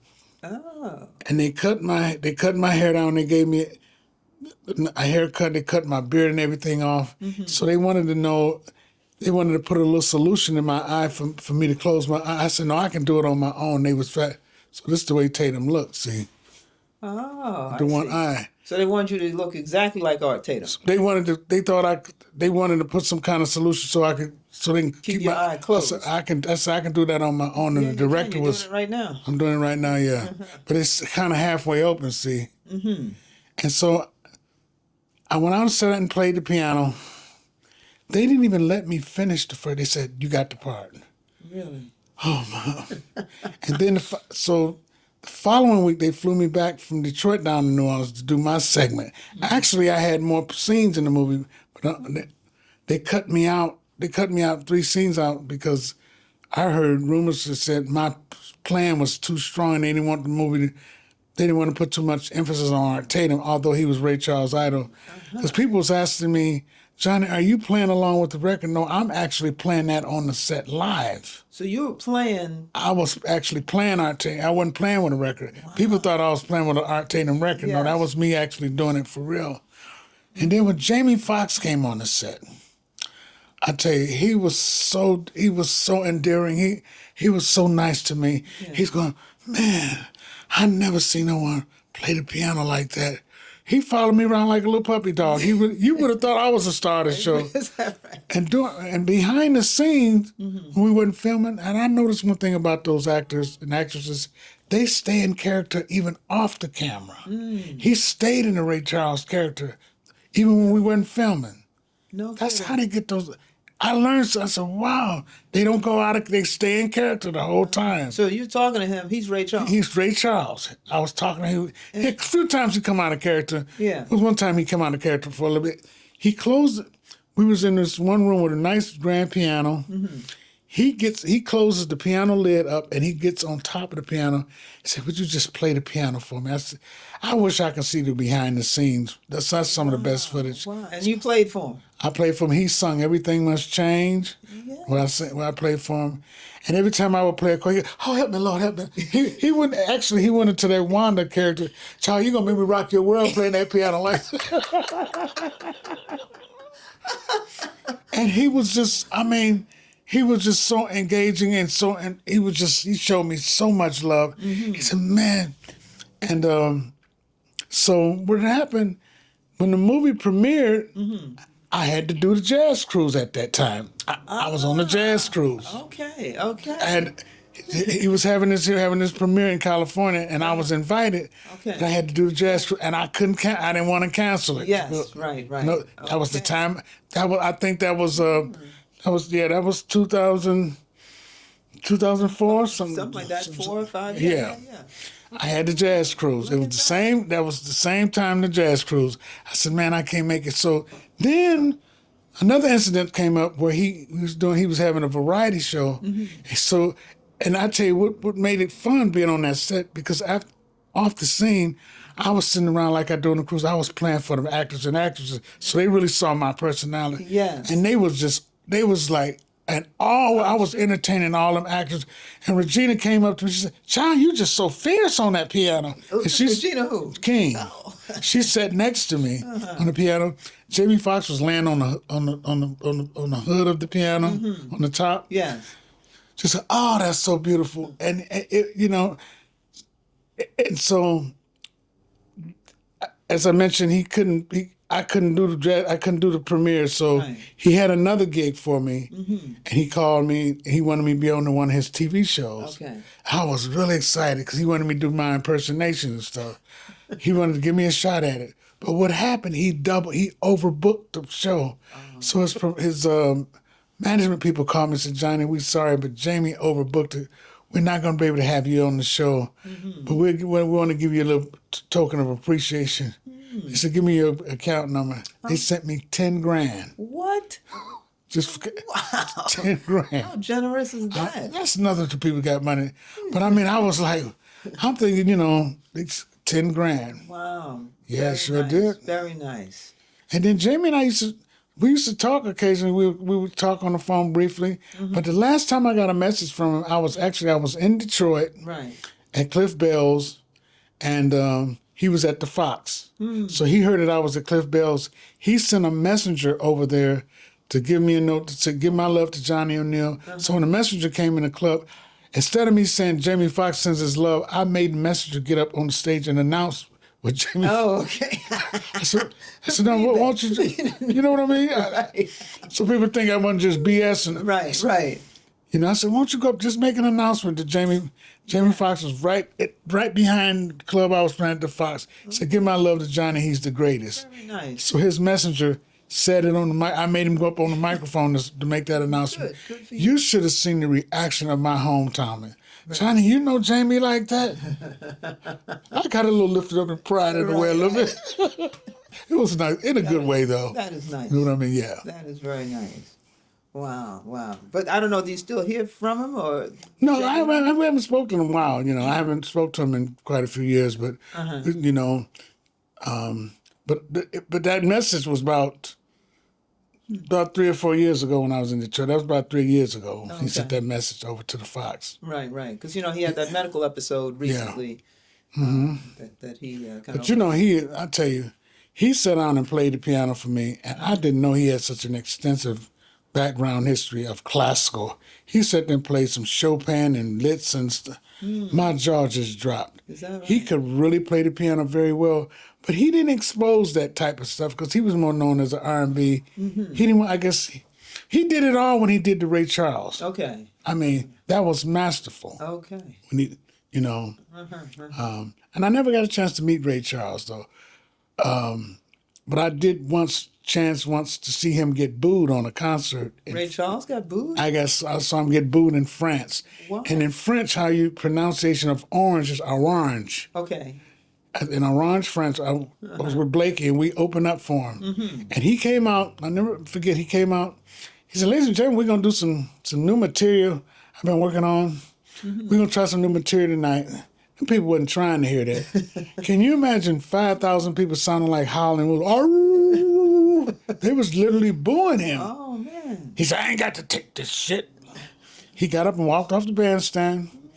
About 20 minutes. It's a little similar to what was in the movie. Okay. You know, almost kind of like that, a replica of that. And so he took a little break. Blakey was just mortified that Ray Charles got booed. He said, "Damn, Ray Charles got booed." So he come back about 20 minutes later and he opened up, "I can't stop loving you." The audience erupt. Of course. So that I learned something from that. Once you become an icon, sometimes the public relation will not let you change on them. I learned it from that experience there. They wouldn't, not although what he played was nice, but they didn't know him for that. Right. They want to hear your classics. Right. Something they're familiar with. So they can sing along. Excuse me. Yeah. Right. Yeah. So that's the. But I've always, and one thing about Ray Charles, he's another one. It's hard to follow his music because when he died, I did a couple of concerts in Ray Charles' slot. Yeah, I heard that you played with their band, the Ray Charles band. I played with the Ray Charles. I did a couple of concerts where I sang the tunes, but I didn't really want to go in that direction. I just did maybe about 3 or 4 concerts with David Fathead Newman and all the guys who played. Yeah. It was nice. I took my mother actually. We played at the Chicago Theater in Chicago. Right. We did that 4 shows, and I done all those Ray Charles songs. Oh, that's very nice. Hit the road, Jack. Don't you come back. All that kind of stuff. Now, did you do it in a Ray Charles voice? No, I didn't. But put my own little interpretation up. But people really liked. They thought I did it well. I tried to kind of put a little simulator of his phrasing into it. Not. You just can't sound exactly like somebody. Okay. I was a little close. I had my own interpretation of it, but it went over well with the audience. The audience loved it. I'm sure they did. And David Fathead Newman and all the guys, a lot of the all-stars really appreciate me doing it, One thing I can say, the money was great. But I did only four gigs with them. Yeah. Now, you mentioned something about kids. You have children. I do have kids. How many? 5. 5, okay. Wow. What are the ages? The oldest is 50, 51, 51, 40s, 8. Oh, man, you start forgetting. They all was born in Alabama. Okay. Any of them musicians? None of them are musicians. Right. And that's something. Play an instrument of any No. kind? No. But when my kids, my kids hadn't heard me in a while, but when they hear me play, they sit and, because they wasn't, unfortunately, I wasn't really there. I was always a musician on the road. I was a kid having kids at that time. Right. So I didn't get a chance to really raise them, but I always took care of them, make sure they had everything that they needed growing up. And when they see me play, they just sit and stare at me. They said, "Dad," I said, "This is what I've been doing all my life to take care of you." They be in awe. It's like I'm a different person to them when they see me play. Wow. You know what I mean? That is like wonderful. That's Wonderful. They admire you. That's what it seems like.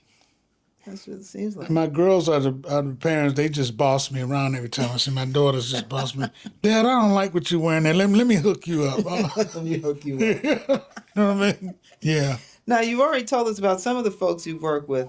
So, but you've worked with Lionel Hampton. And I worked with Lionel Hampton, and I got fired the first night I joined the band in Malibu. How did that even happen?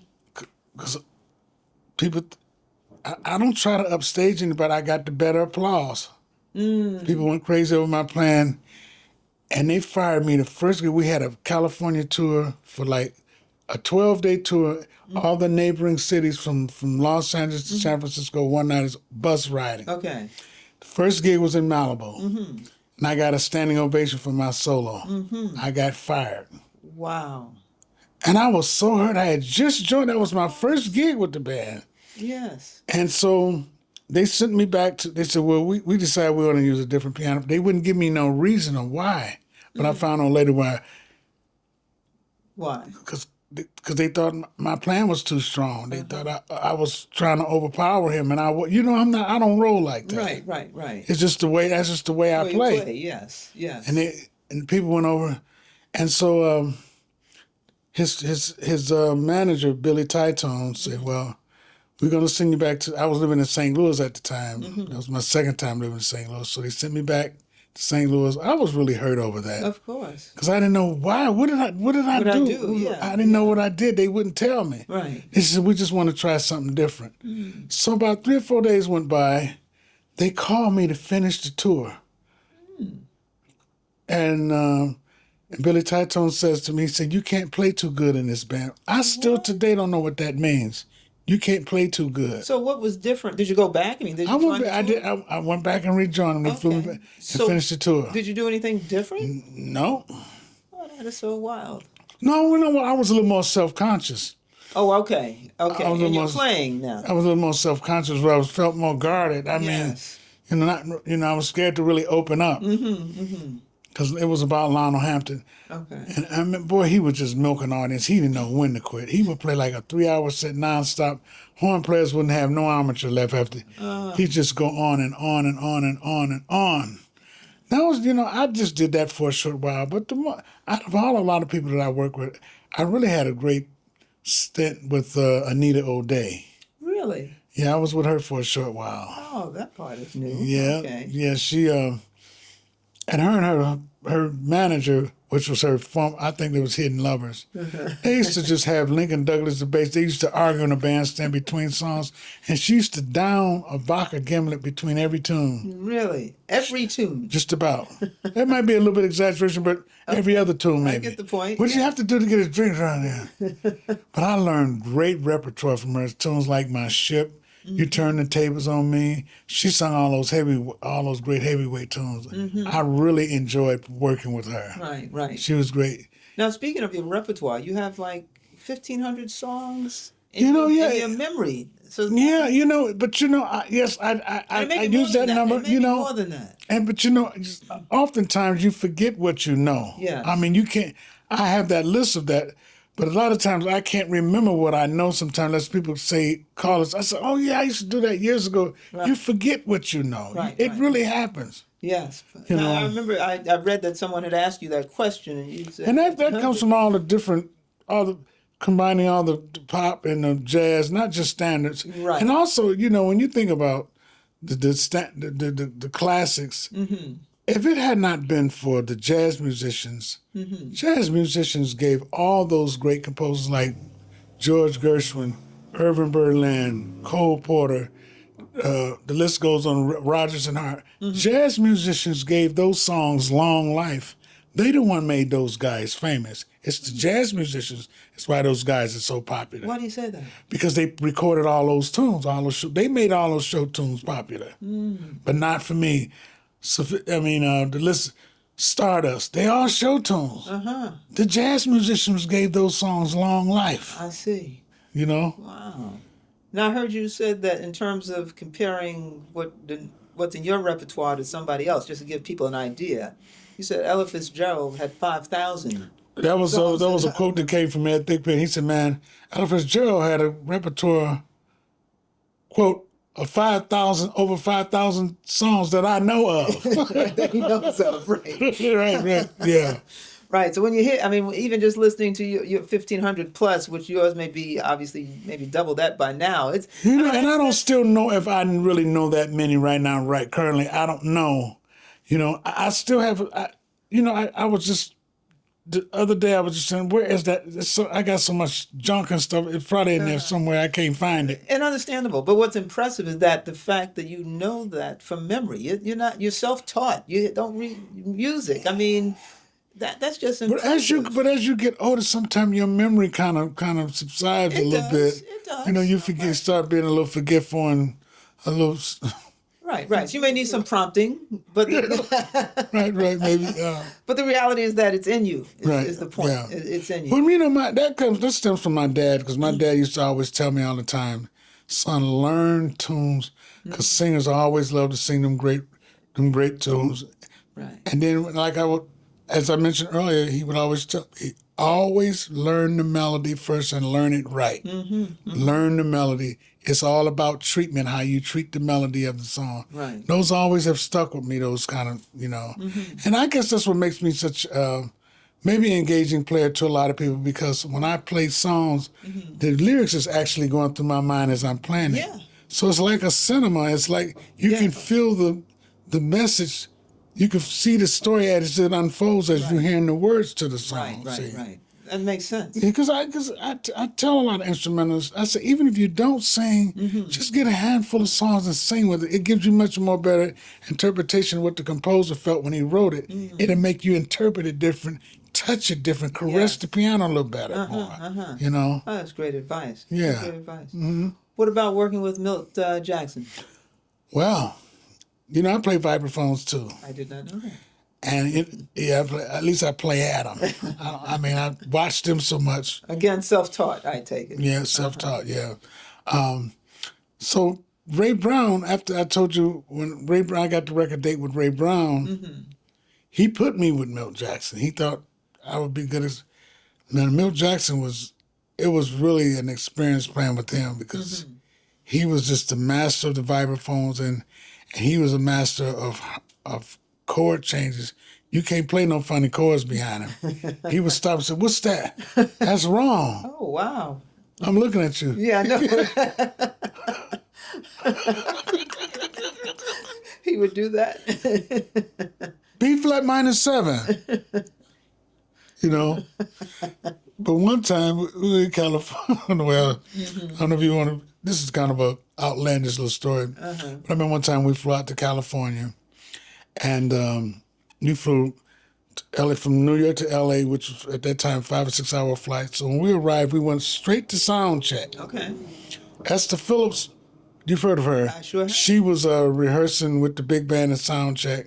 We went straight to the venue because we wanted to do sound check and then go to the hotel and chill and everything. So she kept bitching at the conductor, they ain't playing the music right. Milt got impatient.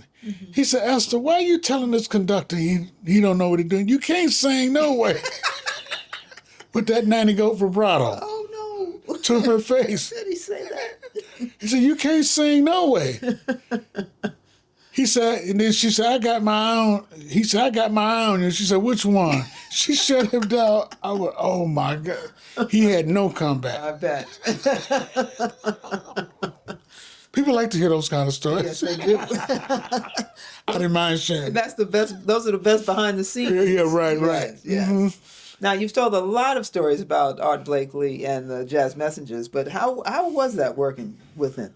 Well, it was more of a learning musical experience more than it wasn't too many outlandish stories I can think of right at the moment. The Messengers. Let me see.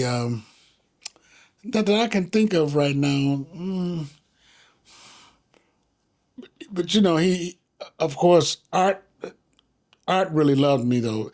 People tell me all the time, like Mulgrew, Benny Green, pianist, several pianists told me that I was one of Art's favorite piano players. Because Art, I'm telling you, he used to give me so much play. Sometimes he would feature me. Right now, we're going to turn the spotlight over to our pianist, Johnny O'Neill. You're going to play some solo piano. And it would go over so well. Play another one. They loved it. Sometimes he'd give me a 20-minute slot just by myself. Wow. Well, how did that go over with the rest of the messages? They didn't really. I wasn't getting no really bad vibes. Okay. I mean, because it kind of enhanced the band a little bit, So I was still more in the tradition where Art really have a great love for the Tatums and stuff. Although he loved all the young kids, modern, music. Okay. But when I would play solo piano, go back to the throwback to the old school, and the audience just really, really, really loved it. Sure, and I can see that.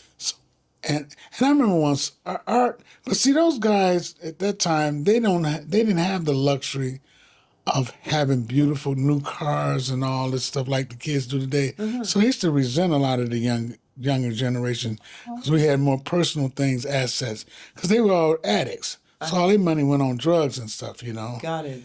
And they didn't. If you come, just like I don't mind sharing this, but I mean when I joined Blake, I had a brand new car at the time, and we had a gig. We had a gig in Chicago, and so it was in the summer. It was in the dead summer. It was a brutal hot summer, like 100-something degrees. And Art had his van with no air conditioning. We all drove, and I drove my car. Art would not ride in my car. Because you had no air conditioning. Because I had air Oh, conditioning. because you had air He conditioning. was just... Why? Because I had a new car, and he never really... And he his didn't have a new ego. car. He had that raggedy van, and he had no air conditioning. He's sitting there shirtless with a sweat towel around his head. I said, all right, come around. I don't ride in them General Motor cars and blah, blah, blah. He was ragging on my car. I realized a lot of those guys was like, they were very resentful. A A little lot of these- jealousy, it sounds like. Jealousy, yeah, more, yeah. I see. Now, you mentioned drugs. Did that ever entertain or get involved in your life at all? You know, I've always been more of a if I have to admit, I guess I've always been more of a functionable.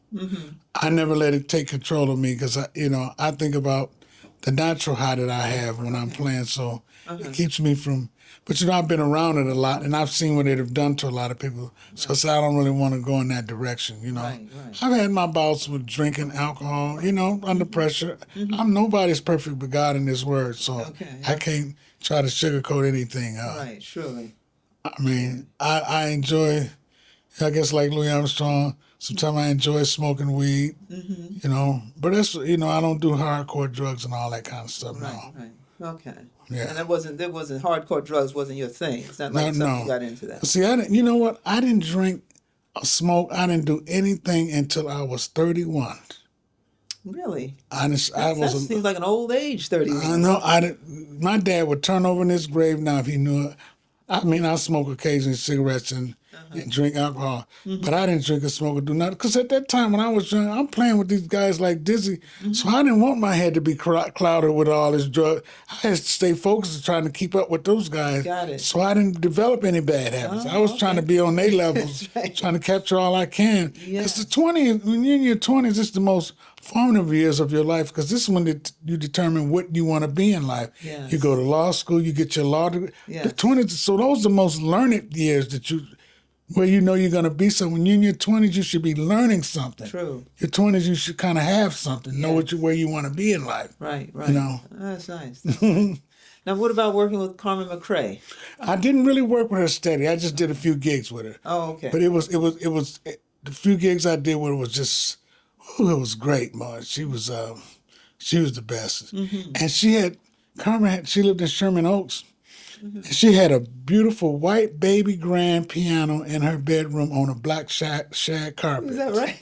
Right at the foot of her bed. No kidding. Wow. Yeah. Carmen really loved me. I wish I could have stayed with her the length of time, but I didn't. I just did a few little gigs with her.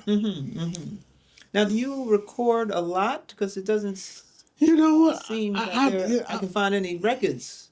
You know what? I'm really under recorded. I have maybe about 8 records, but I'm on about 30-something records, though. I'm on a lot of different records. Okay. A lot of bootleg. I remember one time I was playing in Berlin, Germany, and this lady came in the dressing room. She said, "Mr. O'Neill, would you autograph?" And I'm looking at this up. She said, "Why are you looking at it?" I said, "I've never seen this before." She said, "It's very popular here." See, a lot of times the Europeans, back in the day, they would record a lot of the American jazz musicians because they know we didn't have the resources or the money to sue them. Because they know. And that's why they used to be able to get away with putting a lot of those bootleg records out. Yes. I got about 3 or 4 bootleg records in Europe. And Art Blakey has hundreds of them. They would come. But one thing I have to give a lot of credit to the Europeans, they really had more of a love for our music than our own country did. You go to Europe, you can find all the best of records still to this day. They used to archive all them concerts. Now they got all this footage coming out. Yes. Recorded back in the yesteryear. You don't see much American footage as you see as European stuff. Why do you suppose that is? Why? Because they had such a love and respect more for America's only true art form. That's what it was. You could take jazz anywhere in the world and it could be appreciated because it's our only art form we really have. Why do you think America doesn't appreciate jazz? I don't know, because they just take it for granted. And in some people's mind, jazz has associated with jazz as being a kind of a negative kind of word. You know what I mean? Okay. Well, And you see the backstories about jazz music. They're yes. associated with drugs and all this kind of stuff, you know. Yes, right. So people don't want their kids to go in that kind of direction. Oh. It's because of the stigma attached to the name of it, so Yeah. to speak. Yeah. Well, have you written any music? Oh yeah, well, of course. Songs? Yeah, sure. Wow. Okay. You know, and I tell you, of course I love jazz, but my natural feeling for writing is writing pop stuff because I'm from Detroit. Oh, okay. Yeah, I've written quite a few pop songs. Actually, I won't mention the name of it, but I wrote a song once that I sold when I was in junior high school. I wrote a song, and the pianist at the time that was playing for this not the dramatics. I sold him one of my original songs for $300, and that was a lot of money back then. And Smokey Robinson recorded that song. Look at that. Look at that. Yeah, I sold, and I heard I still probably could because I was underage when I sold. I heard I can. I never just really tried to go back and see if I can get any royalties from it. Maybe I could. I don't know. That's worth looking into. Is it? Yeah, maybe. Yes. Nowadays, with some statute of limitations are going over back 30, 40 years, it's worth looking into things. Really? Okay. We'll talk off camera. Okay, yeah. So the songs that you have written, apart from this one, they said was performed by somebody, by Smokey Robinson. Have you copywritten the songs that you have? Yeah, I have a few. I used to have a company called Backbone Publishing. Okay. It's no longer existing now. I kind of let it go away. Okay. But I had a few of my songs that published. Yeah, I love to write. I'm a lyricist as well. Okay. I love writing lyrics. Yeah. What was the Like last? I like to share this. You know, when it comes to musicality, the first thing what makes music, especially jazz, as we talked about earlier, is it wanted to make it feel good, and it wants to have a good time feel. Right. So I wrote some lyrics to. If a drummer, especially if a drummer don't have a good beat, I was just leisurely thinking about. I said, man, this drummer don't have no good. This guy don't know where one is. So it made me think of you don't know what love is. You know, so I said, you don't know where one is. You don't know the changes or the form. Your plan is so beneath the norm. You don't know where one is. You don't know what beats are. You cannot tell that from one of three. Just how lame can a jazz musician be?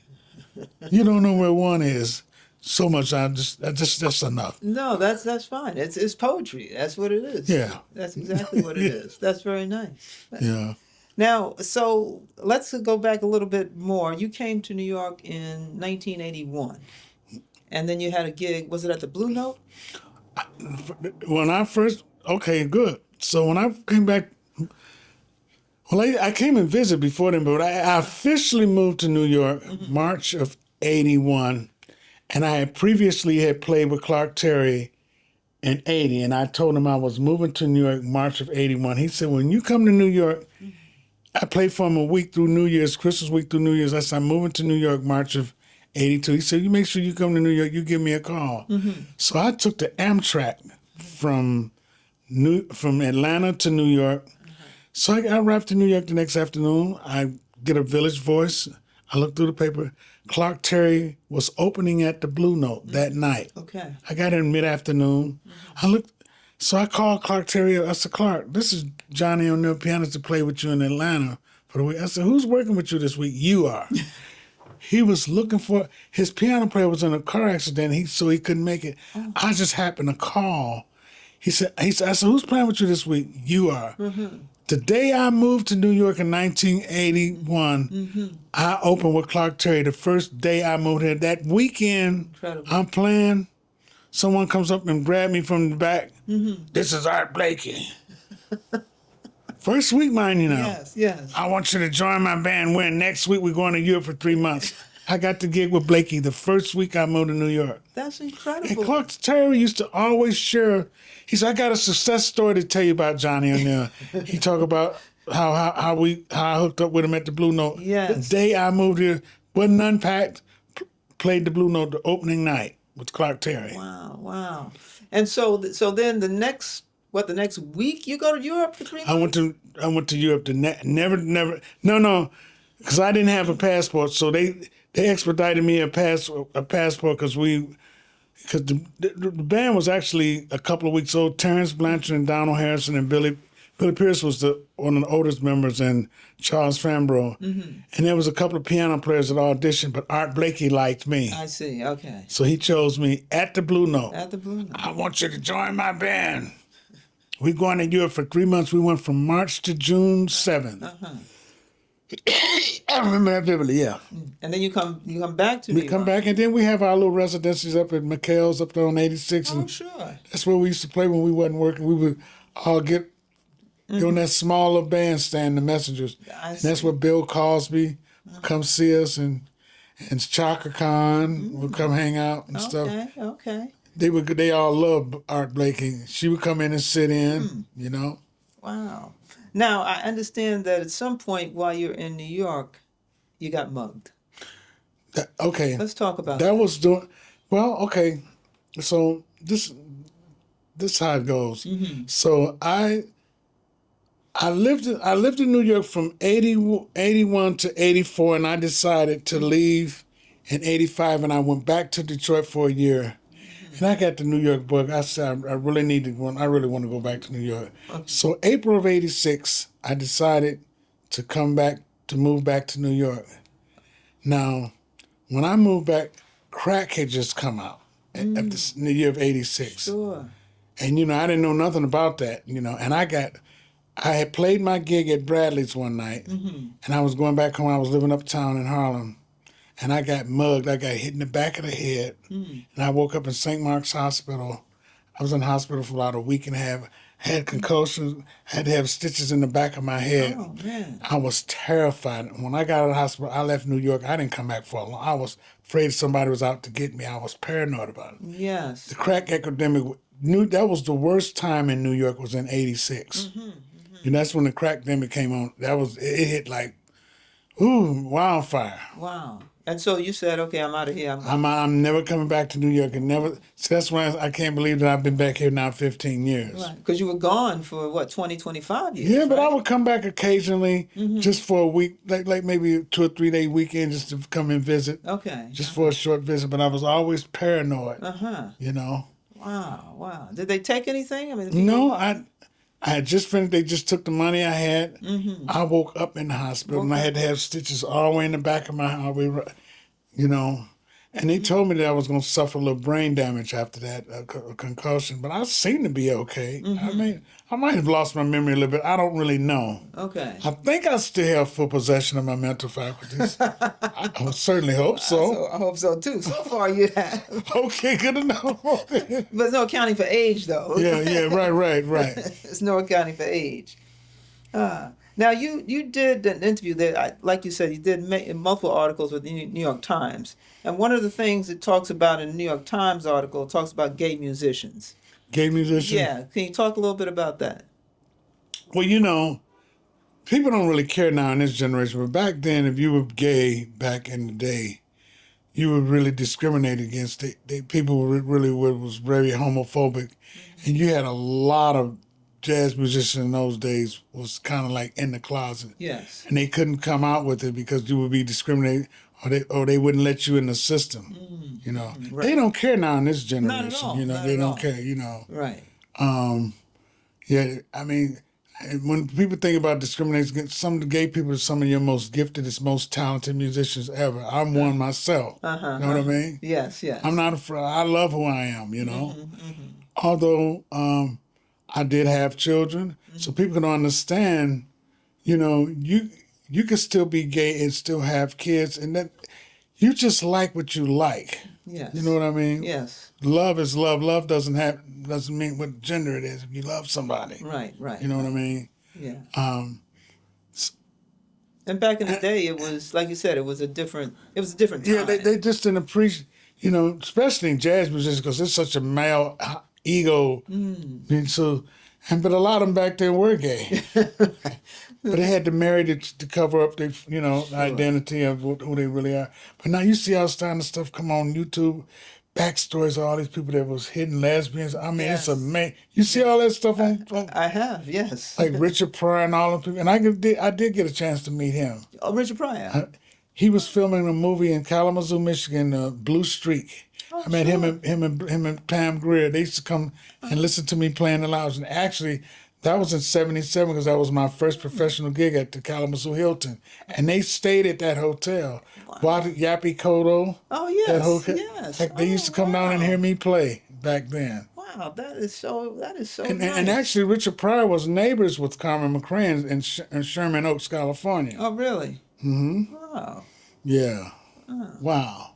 She's just making me think a lot of stuff, memoirs of just talking to you, the questions you asked make me think about things that I want to make a note of from my To book. put in your book, absolutely. Absolutely. Sometimes you can't think of everything, you know. No, you miss stuff. Yeah. You miss stuff. Your questions just make me think about a lot of stuff that I hadn't thought about. All right, Thank well, you. that's good. You're welcome. So now there's also something being written that you tell me about you being diagnosed as HIV positive. Back in I'm not this is some decades ago now. I tell you, at that time, what had happened, how I was diagnosed with it, I guess I was going through the incubation period when I didn't know I had it. So I was playing a gig in Chicago, and I decided I had a gig in California. I said, instead of flying, I had a flight ticket. I had like a week. I said, I'd like to take the train across country to see what it's like. Okay. So I took the Amtrak from Chicago. I left on a Wednesday. I never forget. Wednesday, like 2:35 in the evening, and I got to San Francisco that Friday. But I got the sleeper and everything. Nice. But during the trip, the train broke down in Wyoming somewhere, and it was very cold, and we didn't have no heat for about 3 hours. It was like 20 below zero. Ooh. So I really got sick. I really got sick. So when I got to San Francisco, the first night I played, I remember when I got to San Francisco, I wasn't feeling well. I had no energy. And so I went to my gig the first night. A girlfriend of mine, singer, took me to the gig in Richmond, California. She after the first set, she said, "Johnny, you don't look right. Something is not right." She said, "Johnny, something is wrong." She said, before I knew it, she called the paramedics. Oh. They came to the club. They took my temperature. It was 106. Wow. So they That's airlifted. dangerous. Yeah, that's They dangerous. airlifted me from Richmond, California to San Francisco Memorial Hospital. And they thought I was going to die because they couldn't get my temperature down. So they gave me an anesthesia to numb my body, and they had to put me in a tub of ice Ooh, yes. to try to bring my temperature. I went in a coma. You went into a coma. I went into a coma. I wasn't responding, so they thought I was brain dead. So my girlfriend, a good friend of mine, she happened to call my mother. They said, "Well, we don't think your son is going to make it because we can't get a pulse and blah, blah, blah." So my girlfriend called my mother and said, "Miss O'Neill, we're going to get you a ticket. You need to come out here and see your son because they don't think he's going to make it." Now, you got to hear her share this story, Charlene. She said, "Johnny, you was not responding to anything." She said, "Your mom came out there, and she came in the hospital, and she prayed for you, put her hands on your head and prayed for you, and said, 'Lord, please don't take my child from me.' I came out of that coma." Did you? Maybe, What? yes. Huh. She said, "You can maybe it's the mother's touch. I don't know what it was. My mother brought me back to life." Wow. She said, "I wasn't responding to anything." She said, "Johnny, I saw this myself. You was not responding to any. As soon as your mom came out there, it just touched me. I came back to life." That's a great stuff. That's God, That is. you know. That is God. Yeah. I mean, could you hear her voice? Could you? I don't know what it was. It was nothing. It was just her touch. Wow. She just touched me. And you woke up. She said about within 5 minutes, I woke up, I come out of it and put a big smile on my face. "Mom," she said, "Mom is here, this is your mama." Wow. That's why I tell a lot of kids, tell these generations of kids, a lot of these kids feel so entitled. They get grown. They just ignore their parents. You get a bunch of nephews, nieces, aunts, and uncles. You get one mom and dad. You honor them while they live. Because if it wasn't for them, you wouldn't be in the world. Right. Honor your parents. And the thing I loved about my mom, I was not a celebrity to her. Right. I took her on about 4 to 5 of those cruises. Remember, I used to, I Yes, could have you brought her a date or something. But I just love sharing it with my mother. And most oftentimes on the cruise, I wouldn't even see my mother until the show. Right. 'Cause a lot of the fans would take her off. And you know, my fans on the cruise, boy, they just love my mother. They used to give her all kind of jewelry, just give her all. She used to bring so much stuff back. Yeah. Fans was just, somebody on the cruise gave her some gold plated jazz earrings that said jazz. Oh, wow. And my mother didn't like hanging. She, you know, most Little dangling earrings. my mother, she just wouldn't wear them. She didn't like Right. dangling earrings and stuff. Right. She never would wear them. She gave them. Fans were giving her pearls, all kind of stuff. Wow. You know. So how was the diagnosis of HIV made? So I was in the hospital, maybe about a week and some change, and 5 doctors. My mother was there with me because they put her up in a hotel, but she wanted to stay by my side. I said, "Mom, go back to the hotel and get some rest." No, I'm okay. I just want to sit there. So 5 doctors came in my room, and they said, "Mr. O'Neill," they asked my mother, "Mr. O'Neill, you have to leave." They have to, when they tell you about a diagnosis, they have to do it in confidence. Yes. Even your family, nobody can be around. Okay. So my mother had to leave the room. Right. They said, "Mr. O'Neill, we want to tell you that you're HIV positive." I'm telling you, that was such a shock. And then right afterwards, they had an investigator. When you get diagnosed, they have investigators come in and want to know who you've been with. They want to report. Yes. Can you remember who you was with? Right. Did you not know that? I did know that. Yes. Yes. I did know that. Yes. They come and ask the reporter, Uh-huh. and they just say, "Who was some of the partners that you was with?" Blah blah. So I had to go back in time and think about it, and I realized the one came to mind. I said, "Oh, okay." Because that person had just died a year previous to me being diagnosed. I gotcha. And so- the person died of AIDS? Is that Yeah, what I see? and I realized where I got. Yeah, Okay. yeah, and it was still a denial. It was I was in denial, especially back then. People can accept it a little more because they know they got all the cocktails and stuff now. Right. You can live a normal life, but back then it was still questionable. They still didn't have all the medicine as they do now. Right, right. So for a while, I just had this not ego, but I just had this mindset that God is in my. I said, I'm not going to take.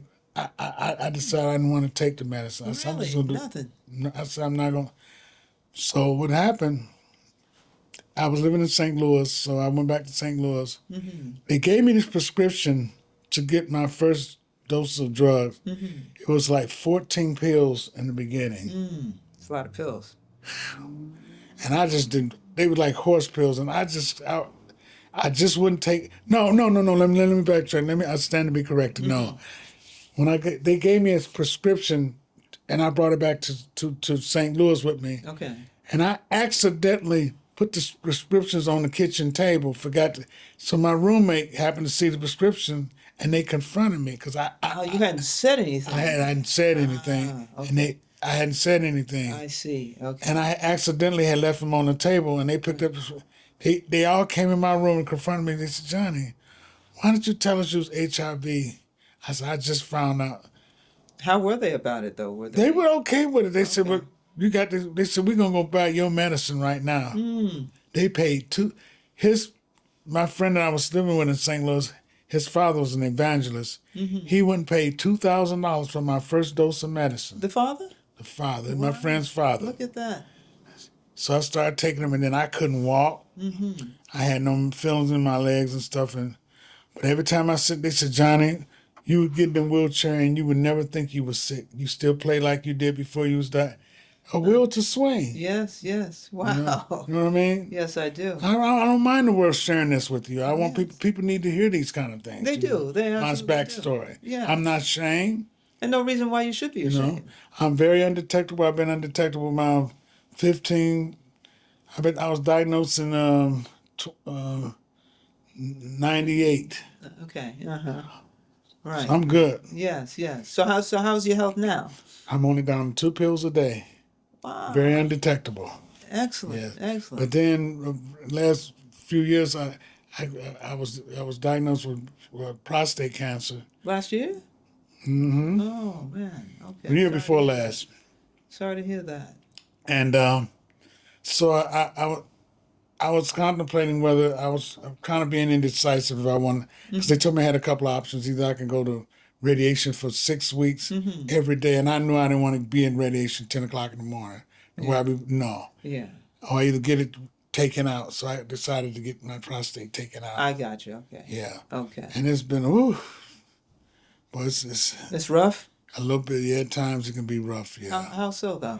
Well, it's just because your bladder sometimes you can't control it. Okay. I Uh-huh. mean, so it's just been difficult. I've been going to getting all kind of tests, Mm-hmm. because yeah. Anyway, Mm-hmm. that's that's No. something that's not easy to just discuss, though. It's just, but I'm But you're but I'm dealing doing with it. it. Yeah, you're dealing I'm with it. dealing with it. Yeah. Okay. And you're still seeing the doctor for That's it. treatment and One thing about New York, I got the best health care. I got the best that's doctors. excellent. It's no place like New York. They really brought me back to life, because when I first moved back here in 2010, Mm-hmm. what had happened previous to that, I had lost my insurance in Detroit, so I wasn't taking medicine for 6 months. Oh really? And when I moved Oh. to New York, Yeah. back to New York, in 2010, Mm-hmm. I was fine. November, my immune system had went back down again. I see. And I was, Fat Cat? You ever Yeah. been there? Yeah. I was playing in Fat Cat. I had a bad flashback of to what happened when I was in San Francisco when I first diagnosed. Mm-hmm. My viral load had went all the way down. Okay. And I was on the gig and I passed out on Right on stage stage. Ooh. at Fat Cat. Oh. Stacy Dillard and all of, Yes. Stacy? Uh-huh. And they took me to that horrible hospital, that one that's on the east side. What's the What's this? what's the name of that hospital? Bellevue, Oh, Bell. which they have a jail and everything in Yes, they do. That place is, you know what? Uh-huh. And I got real sick again, and that was around the time when I was supposed to do the concert for you. Okay, so that's right, because that's when I came. I came and actually saw you in the hospital. That's when it Yes, was. I got sick yes. again. That's when it was. That's And they right. wouldn't let me come out of the hospital to do To the do concert. that's right. Because We had to cancel the concert. see That's how right. that comes into the story. Yes. That's how that happened. I was Wow. in Bellevue. Y'all came to see me, Yes. and I was saying I was trying to get permission. And remember, I told you Uh-huh. because they thought I had tuberculosis, Yes, they sure did. and they wouldn't let me come out. And Right. come to find out, and right after you guys came, Stevie Wonder came to see me. In the hospital? Yes, he came to see me in Bellevue. Look at that. I'm laying there, you remember it was the door was front door was about a distance. It was a Yeah, from the distance. bed. Yes. I saw these big three giants coming in my room. I'm like, who are these guys? I was terrible. Yes. How they coming to take? Tall as 6'7". His bodyguards. Yeah. And Stevie Wonder had on a hat that was so big, looked like a chandelier. They walked in, and I'm laying in bed. I'm going, oh my God. I tell you who all came to see me there. James Carter, Dinah Krall, Chaka Khan. Wow.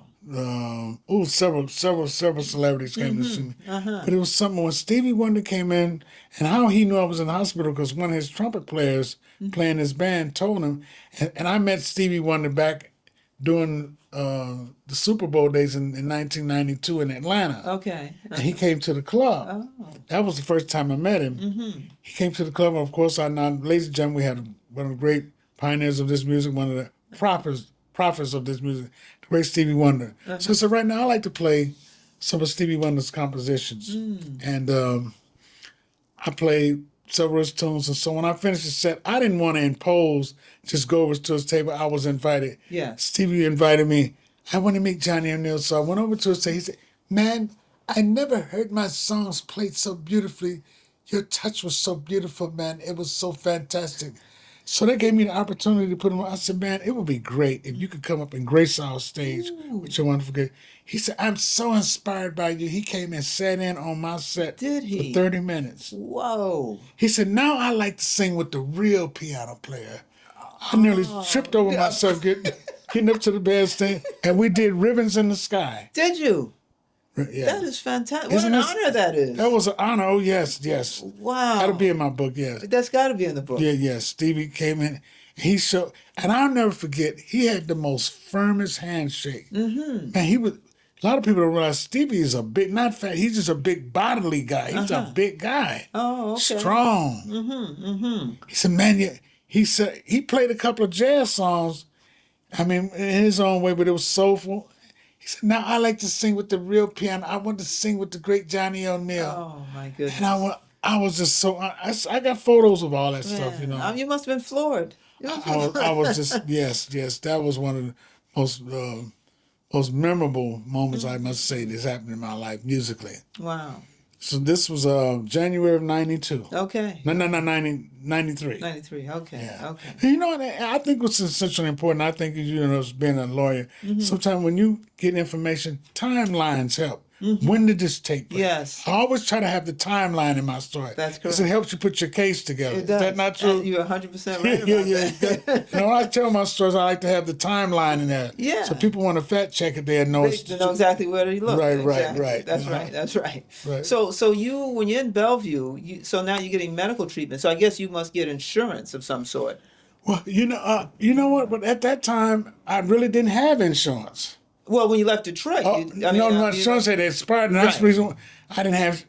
My insurance expired in January, and I moved to New York in June, so I wasn't taking medicine from January to June. Okay. So I was off my medicine for 6 months, Gotcha. and I was doing fine.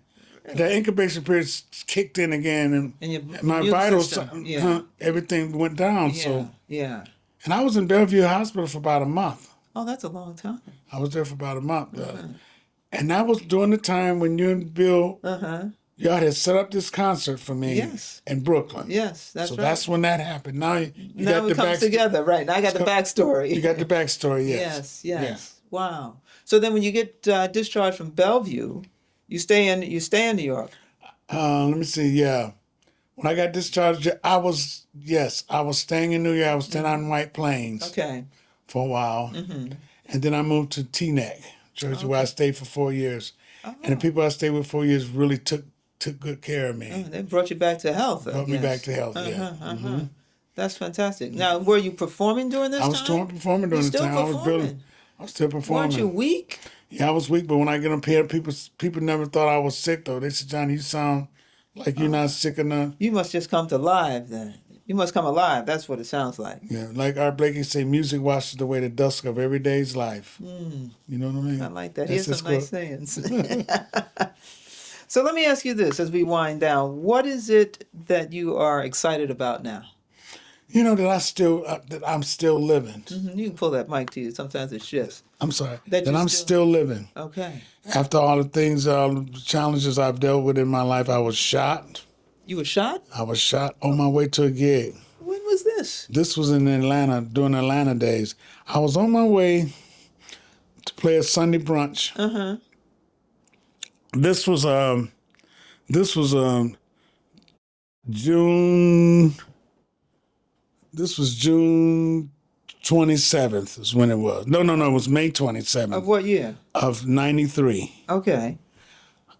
I was shot. Okay, what had happened, I was playing a Sunday brunch in Buckhead, which is like the Beverly Hills of Atlanta. Okay. So I lived in Southwest Atlanta. So I remember I got on the freeway that morning, and my car was low on gas, and I didn't want to chance it to run out of gas. So I happened to stop at a gas station in the hood. Okay. Now I got my tuxedo and stuff on now. I see.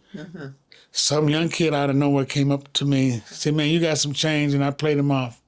So I went in to pay for my gas. As I come out of the station, he pulled a big 38 out on me. So my natural instincts told me, try to relax. Okay. I offered him, I said, you could take my car. I said, no, I don't, at the time, I really didn't have no cash on me, just my card, credit card. I said, I don't have no cash. I said, you could take me, I don't want your car.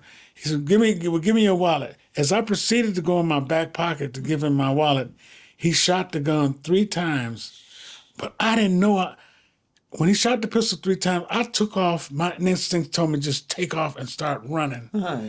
So you turned to run. I left my car right there at the gas pump, and I just started running down the street, crisscross. I heard the gunshots. That was God leading me. Yeah. He couldn't get a direct, but what come to find out, when he shot the gun up close, he shot me right here in the chest. It just missed my heart. Wow.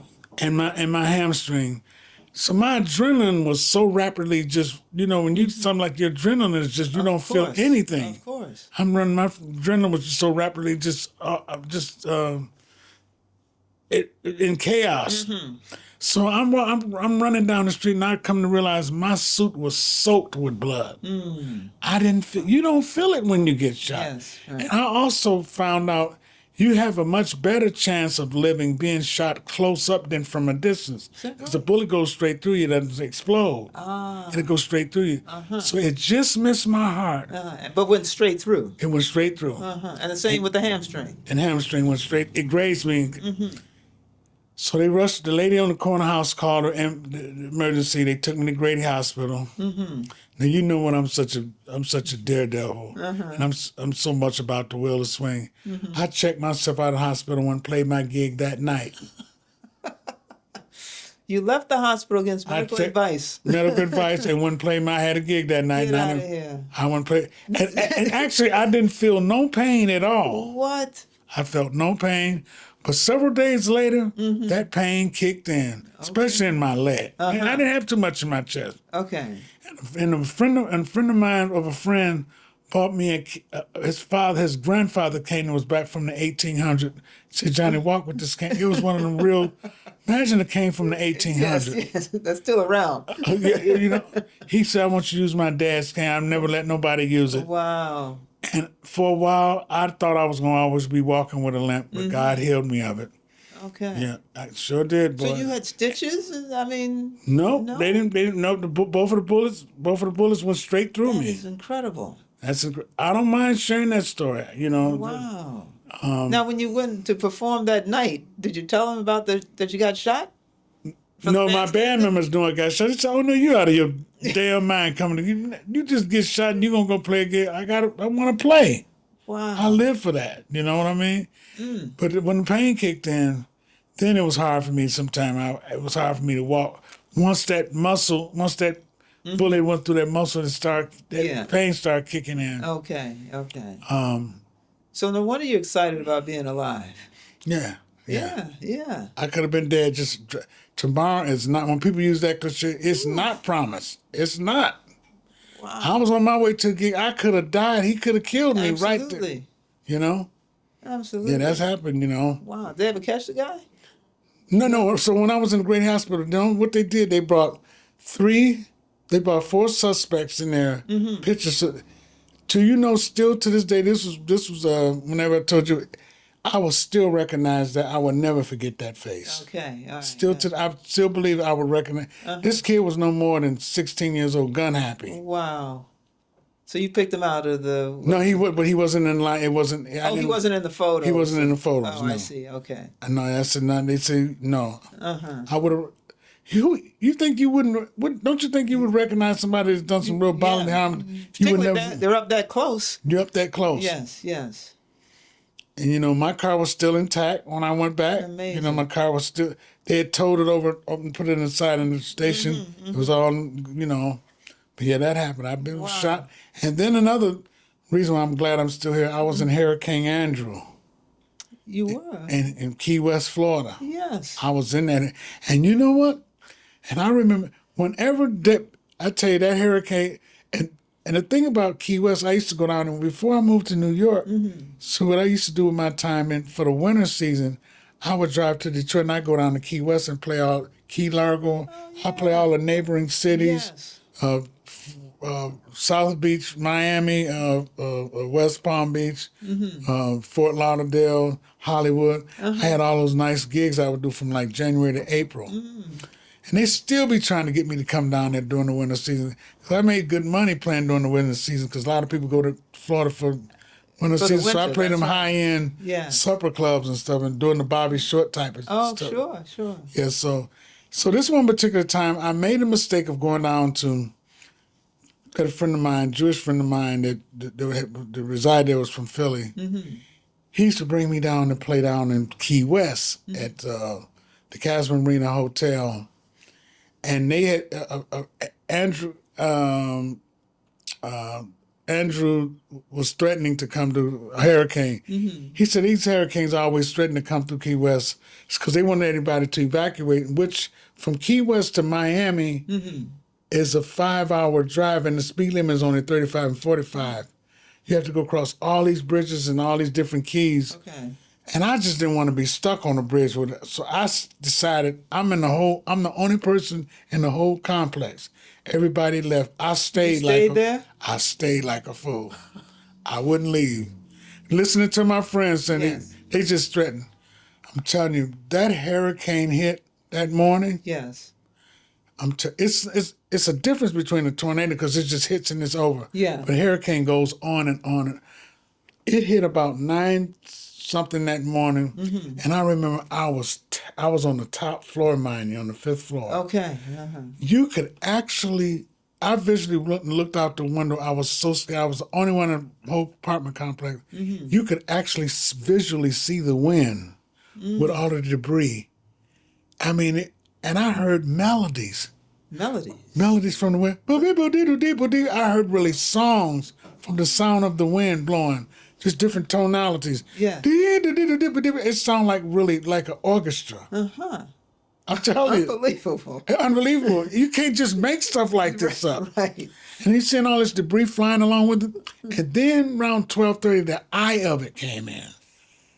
And I remember this place I was staying, they had one of the, those old-fashioned cast iron bathtubs? Yes. I went and got some pillows, big couch pillows off the couch, and I got in that bathtub and stacked all those pillows on, just thinking how to save myself. Yes. And you know what? Whenever Betty Carter, I tell you to make sure the exact date is right on point. Okay. The day Betty Carter died, that's the day that hurricane. Of the hurricane hit. So, all right, we can look that up. She died that day. Wow. I always can associate that with her death. Yes. So you get into this cast iron tub. You got pillows stacked. I got pillows stacked on top because the building was literally shaking. I just thought it was gonna, but it was very strong. Yes. And the roof didn't come up, but the sound and the crashing. You probably can't even begin to imagine. Okay. I was like a terrified little puppy, and then it was the phone lines worked, believe it or not. No kidding. But it was no heat. It was no air conditioning. Was there water? I mean, it was water. No, the water had come out. It was like a little lake I couldn't even go out. It was like a little lake. It rose up to maybe 100 feet or something like that. Oh my goodness. To the top. I could go out on the patio. Right. But it was I didn't have food for a couple of days. No cold water or nothing. Wow.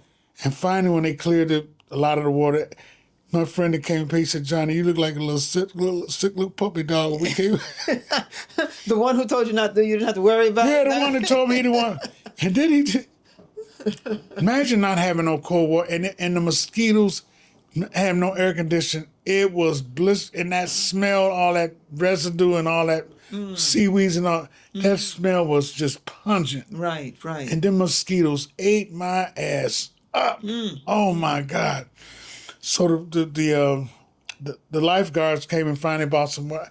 I never appreciated water so much in my life. Yes. Have some cold water. Yes. Just so much cold. I was so dehydrated. And finally, the Key West newspaper wrote, jazz pianist Johnny O'Neill was in Hurricane Andrew. They wanted to know my opinion. They wanted your opinion. They wanted to know what was it like to go through that. They interviewed me. They sure did. And that's something. They said, "Well, how was it, Johnny, to experience something like Harry?" I said, "First of all, it was terrifying. I mean, why would y'all? I don't even really want to go back and talk." Right. That was one of the most terrifying moments in my life. I'm sure. You're the only one in the complex Nobody else is in there. Nobody's in. Everybody evacuated. I listened to my friend and I stayed. Wow. Because he said he used to threaten a lot of times, but they wouldn't come through. Right, So right. he didn't want to go to Miami. Yeah, he wasn't And ready. then with the hurricane, when they cleared up all the debris and everything, he took me out to, he stayed in Key Largo. He took me to his place and he showed me his boat. It was a pile of wood. I cried laughing. He defended. I could say it destroyed it. This little boat. It was nothing but a pile of toothpicks. And that was so funny to me. He said, Johnny, that shit ain't funny, man. It was a pile of, it was all over the lake. It was just The mic is a dropping. big mess. At least he wasn't in it. No. But he just, he said, Johnny, man, you gonna let, I was in tears. At least it brought my spirit. It gave me, Yes. it took the terrified moment out of my psyche at the Right. time. When Yeah. I saw his boat, he had a big, nice yacht. It was destroyed. It was a yacht. It was a yacht. Oh, man. Yeah, it was nothing but a pile of wood. And I found the motor was way out in the lake. Now that's sick sense of humor, am I right? Well, it brought you back. Took away some of the trauma. Yeah. Oh, my goodness. All right. So now, what is it, if anything, Okay. what is it that you struggle with now? You know, I don't have anything that I really struggle with right now. I can't say I'm happy right now because I just recently moved to a very new apartment, Okay. which I have a support group of people that really just really look out for me and take care of me. Excellent. People really love me, and I really appreciate it, and I reciprocate the same kind of esteem, Yes. friendship as well. Right now, things are starting to look up. You know, I won the Jazz Legacy Award, which I had no idea that was happening. Now, what is So, that? The Jazz Legacy, that's one of the biggest awards you can receive. It's the Jazz Legacy Prestige Award Foundation. Okay. And they give you, Oh, yeah. so they taking care of me for the rest of my life. Oh, wonderful. You know what I mean? Mm-hmm. So I got a social worker and they look out for me and I'm comfortable. I'm just, because I come to the realization, and people always remember this, if you don't have your health, you have nothing. That is so People true. take that so lightly. They take it for granted, They absolutely. really take it for granted, boy. Yes. I take it from me. I've been there. Yeah. I've almost died a few times. So I love to have life because faith without works is dead. As long as you have faith and believe in the power, you don't have to be a religious fanatic. As long as you believe in the power, Right, right. and and give God all the praise for your challenges. And I'm still here, so He must have a master plan for me. Right, right. You're still here to talk about it. Still so here to talk there about you it. go. Absolutely. Now, I understand you're a very good cook. Is this Yes. true? If I didn't play music, yes. Really? You'd Yeah, be a well, chef or something? yeah, I would be a chef if I didn't play. I have the same. Some sources will say that I cook like I play, so whatever that is, they put it on the same. Well, playing music is like being a chef, knowing how much to put in the pot. You know what I mean? Yes. It's the temperature. It's the love behind it. And I learned. See, my parents is from the South, so I learned from the Southern. And I had a gentleman. There's a friend of mine that was friend with Wynton Marsalis' father, Ellis Marsalis. A friend of his showed me step by step how to make the real down home New Orleans gumbo. He showed it's 7 hours to make that. Really? He showed me how to do it for exchange to give his grandson piano lessons. He said, I'll show you my secret recipe. Wow. And I stayed with him 7 hours. People don't realize cooking is an art.